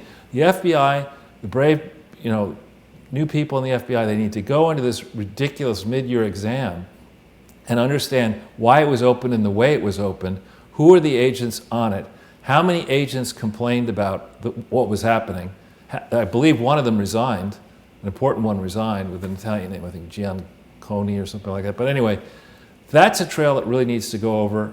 And I think if Mr. Horowitz, the IG, is somebody who is, let's hope he's reformed and a force for good and a white hat, which I'm inclined to believe at this point that he is likely a white hat, let's see what that real trail shows, and let's see how much more stuff comes out of the FBI vault. So that's one thing that's going to happen. What causes you to believe that Horowitz is a white hat? Because, of course, we've had some back and forth on that matter. We had Dr. Stephen come on the show and say that he has great confidence in IG Horowitz, but then, of course, the alternate Thomas Paine on, I forget the name of his channel, but he said Horowitz is no good. Then he was on Lionel, and then Dr. Stephen. There was some back and forth. We were trying to get Dr. Stephen and the alternate Thomas Paine to have a conversation together so we could understand this more clearly. I haven't been able to get back in touch with the alternate Thomas Paine. Well, I think in the real universe where we both like to live, I think what's happened is that thanks to this show and many other intrepid journalists, a big shout out to Hannity, Sean Hannity, to Jeanine Pirro, to Sarah Carter, to John Solomon. There are a lot of people. Yeah. Utrice Lead on Progressive Radio Network and many others, Lionel, you mentioned. The public is getting absorbed by this. They're beginning to see this for what it is, a gigantic fraud. And what the shows that seem to get the most viewership that we do are shows where we call for locking her up. I think there's a real appetite. Isn't that every show? Well, we don't always call it lock her up. That's a foregone conclusion, as Dianne Feinstein would say. Yeah, we should probably get somebody to do some music, some lyrics for lock her up. There's a song, Knock on Wood. We can change it to lock her up. Anyway, let's, if we can, go back to the slide, please. Now, here's a quick one. We'll skip the Federalist and we'll do this American Thinker. There's a big story here, and Rachel Brand has made a fateful mistake here. The last place she should have gone from being the number 3 person, in my opinion, at the Justice Department is Walmart. The absolute last. We have been saving this. We've been waiting for something like this to actually happen. But we have extensive evidence that's in the public domain of Walmart and the Walton Family Foundation, the Walmart Family Foundation, making illegal contributions to the Clinton Foundation when it was illegally operating false front disaster relief, charity reliefs, starting with the one in New Orleans, the Katrina one, but afterwards as well. And we are going to make a pointed effort in one show just to go right up into Walmart and the Arkansas corporations that have not been careful enough. Now, why might they have not been careful enough? Because maybe they felt it was, they were until Amazon came along, a gigantic force to be reckoned with, cleaning the clocks of the retail chain. So you can see why one of the biggest employers in America might want to have the future president of the United States from Arkansas on the right side. But that doesn't mean that you should be making contributions to a fraudulently operated and organized charity that didn't even do the work it was supposed to do. Charles, have you heard about, I think InfoWars did a lot of reporting on this a while ago, and I've heard it from other sources as well, FEMA using Walmarts as these like internment camps or having plans to do that? Have you heard anything about that? Or is that crazy talk in your book? All I will say is that if you go into some Walmarts at certain times of the day, they look like they're already internment camps. But that said, some of the, Walmart does a service for the consumer in bringing prices down. You could debate. Yeah, but it blows out the mom and pop owned. I mean, it's like the race towards the bottom kind of thing. Yeah, well. I don't know. Yeah. I don't like the food they I- sell I- there. I- It's you- Monsanto stuff. You're a Whole Foods man. I mean, how Well, do you it's feel? CIA controlled now too. I don't know. It's you're running out. I'm going to have to start a farm and. You're going to have to get your kombucha direct. Exactly. So we're going to be focusing on Walmart, and then on this, we don't have to hit the South Korea thing, but we talked before about how there's a still long-running presidential scandal. The new president came in because the old president had to step down in a corruption scandal. We have this big questions we've been exposing about why the government of Korea has been supporting the Clinton Foundation. Very suspicious. And there's the corruption angle, and then there's the reunification angle. So Korea is going to be very much, because of the Olympics in part, in the frame. Also, it's clear that people are stepping up the assault against George Soros, or probably finally taking a look at this man through the Zoom lens. Who is stepping up the assault? Many different governments around the world, many different internal. This Martin Armstrong has a story about it. But what I've found, sadly, is that when you see somebody who's involved with an investment fund and also involved with a large international foundation, there's great potential for fraud doing both at the same time. In an investment fund that stumbles, you may want to make your returns look better than they actually are by diverting some money from your foundation. I'm not saying he did that, but it's a red flag for me when I see, many years of outperformance in a hedge fund, and I also see somebody involved in a charity. It would raise my hackles a lot. Then when I also see George Soros' fund contributing to the illegally organized and operated Clinton Foundation HIV/AIDS initiative, $1 million in 2004, when that charity didn't exist, okay, I think Zero Hedge is having trouble. Something with that. Yeah. So that's another red flag. So if we go back into, so what's going to happen, I think, is enough people have been harmed by George Soros around the world and are sick and tired of somebody who's not in the top 1%, he's in the top 0.00001%, lecturing us about inequality from multiple mansions around the world on his private planes, and as he squires around a harem. George Soros does? He's with multiple wives and mistresses and girlfriends. He looks like Yoda. It does. Yeah, you'll take Yoda for $10 million. Whatever. That's like a Jeopardy question. Right. Then if we can, I don't know if we can get the link here to Janine Pirro. Yeah, that one. That was interesting because Janine, what's going on? What's happening? I don't know. Well, our viewers will be able to get this when Sorry. It's Sorry. okay. It was because I was trying to, over here, I was trying to get the, no, it's opening here like 5 times. I was trying to get that Zero Hedge article. I don't know why. It's okay. Here, we got this.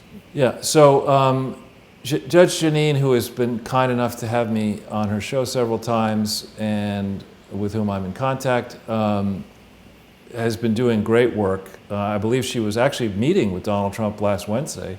And a new book. She's got a new book coming out in June and another book project to rebut the butthead, Michael Wolff, who really, that guy, I don't know, in theory, the mainstream press is supposed to be so discerning and check, so many different things. But if you think through the number of complete frauds, who've gotten books breathlessly promoted across the universe. Barack Obama? Oh, sorry. I didn't say that. But Michael Wolff's book, I mean, Fire and Fury, it was absurd on its face, right? And that it even made it made it into the press, that it got such a wide release, that it got so many people promoting it. I mean, people were duped by this idiot. But didn't Cory Booker also use the phrase "fire and fury" in Congress a couple days after all? It was like it's coordinated. I mean, it's just coordinated talking points. They thought they were going to, they were going to rig the review of the first year of Trump's presidency. They rigged the primaries, they rigged the elections. You got to rig everything. You can't rig reviews,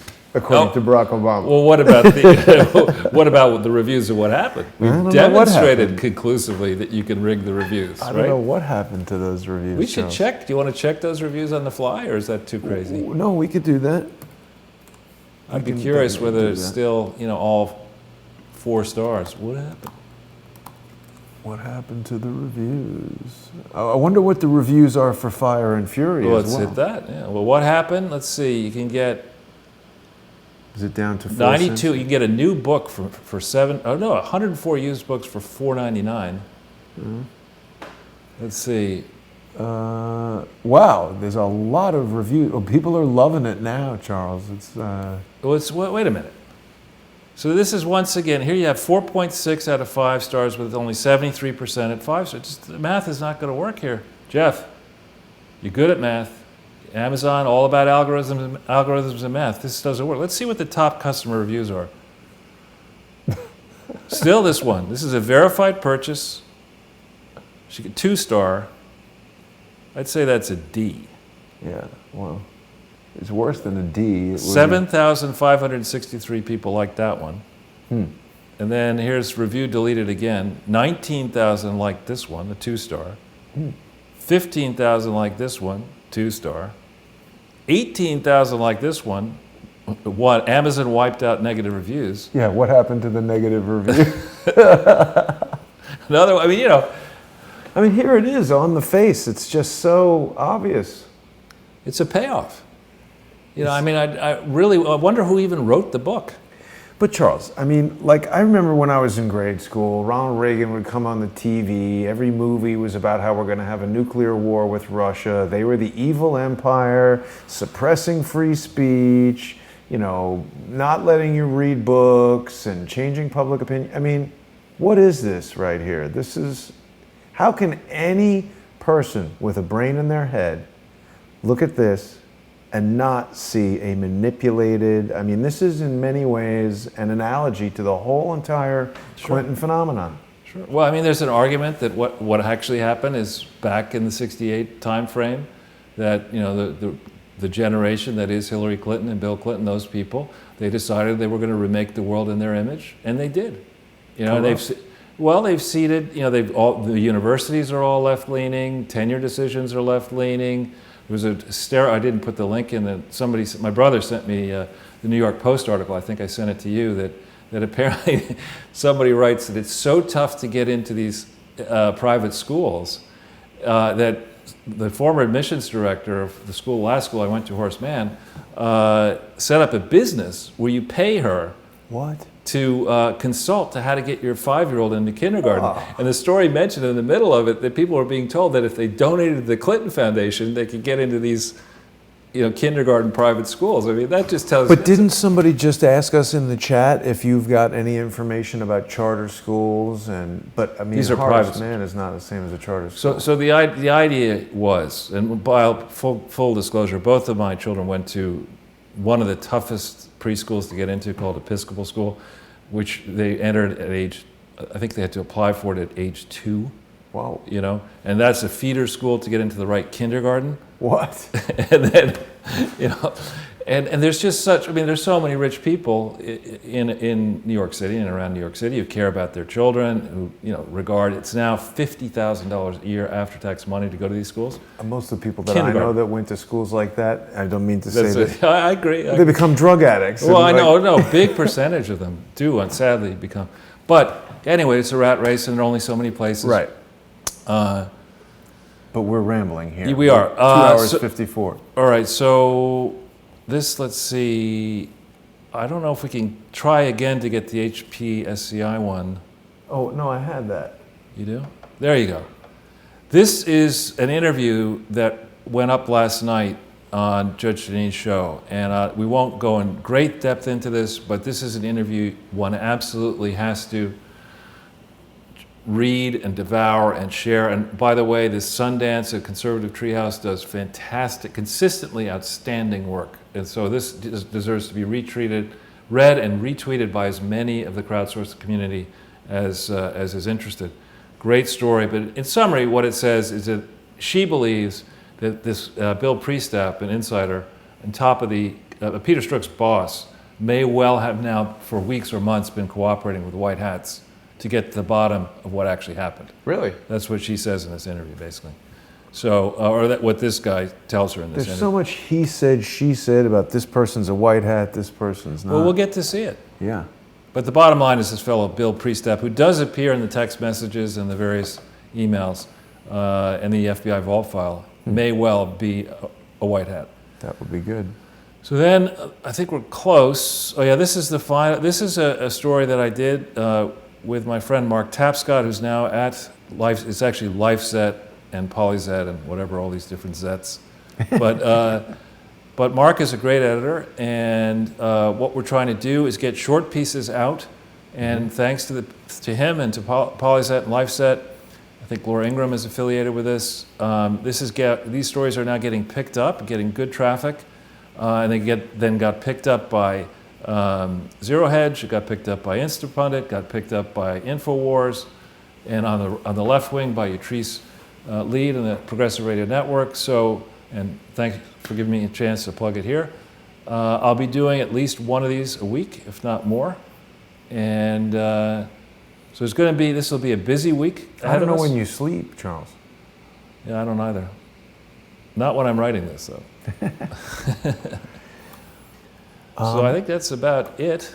Now, you know, Charles, there's sometimes things that come across my,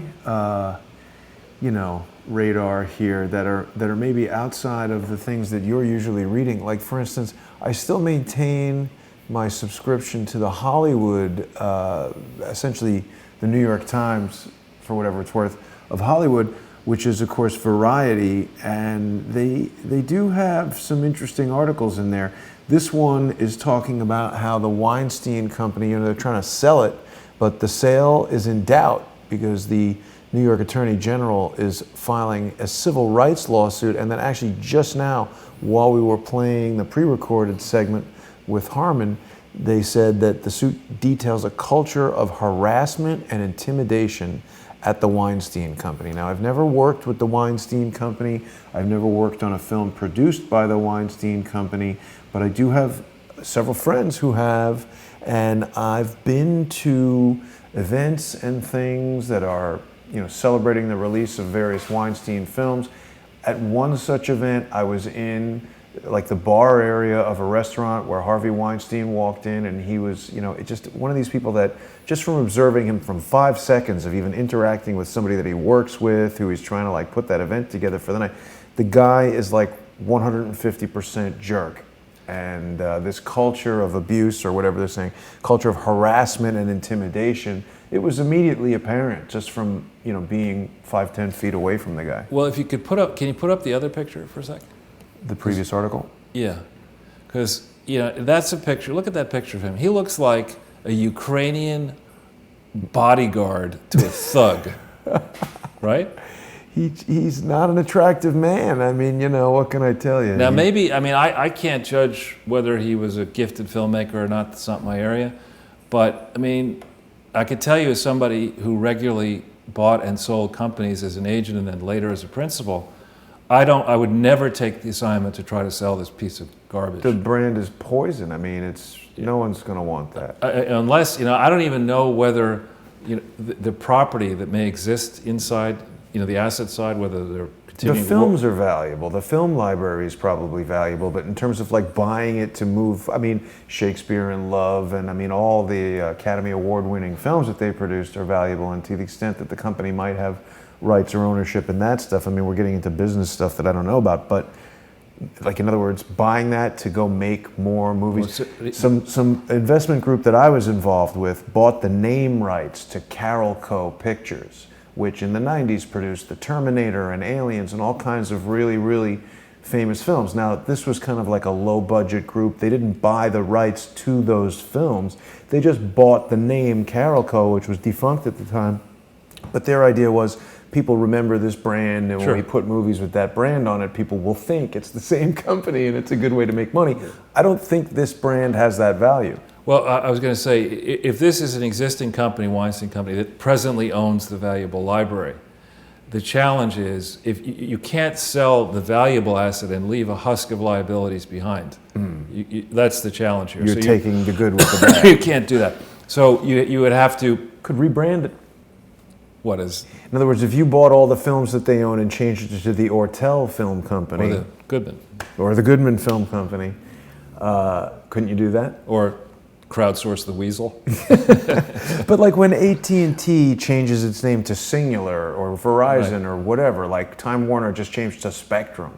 Well, so the issue is, let's say that the company has assets of $1 billion and liabilities that are stated of 100, but potential liabilities because of these lawsuits of another 800. Oh, they're going to sue the company, right? So if you buy it, you're then dealing Right. with those lawsuits. Well, yeah. So no sensible person is going to look at this and say, "Yeah, I want to write a big check to this." That sounded like James Comey. No sensible Prosecutor, person would buy. So I think that's it for this week, Charles. I do want to remind people. I know you always enjoy the artwork that I put together, and I do strive to make it interesting for the people who are watching.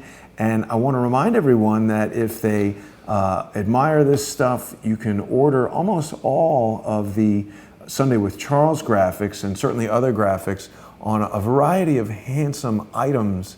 And again, when you come to the redbubble.com website and search for Crowdsource the Truth, just because you see a particular graphic on a t-shirt doesn't mean you can't get that same image on a mug or any other of the lovely items that are offered. T-shirts, mugs, cell phone cases. Here's this week's, Lord of Crime rings. Whoops, something weird happening there. But you can order T-shirts, you can order mugs, you can order cell phone cases. All kinds of wonderful items can be purchased on the website there. And, a percentage of the sale, of course, goes towards supporting Crowdsource the Truth. Some people prefer to sponsor directly, and they can do that by going to paypal.me/crowdsourcethetruth and make a one-time payment of any amount they choose. I would caution people making $1 sponsorship payments that 33 or 34 cents of the processing fee goes to PayPal. A $1 per month payment has a much lower processing fee if it's made at patreon.com/crowdsourcethetruth. And of course, people who are getting involved in cryptocurrency, our Bitcoin millionaires out there, can sponsor Crowdsource the Truth with cryptocurrency very easily with this lovely QR code that I've just added this week. And that QR code is an easy way for someone to just point their BitPay or Coinbase wallet right at the screen while they're watching any of the videos on here and send a cryptocurrency sponsorship payment to Crowdsource the Truth to keep us funded through 2018 so that we can continue to keep running and bringing the stories of people like Harmon Wilfred and all the other whistleblowers that we've been bringing forward. Great. Anything else we want to discuss before we bid adieu? We may be breaking a record here at 3 hours and 3 minutes.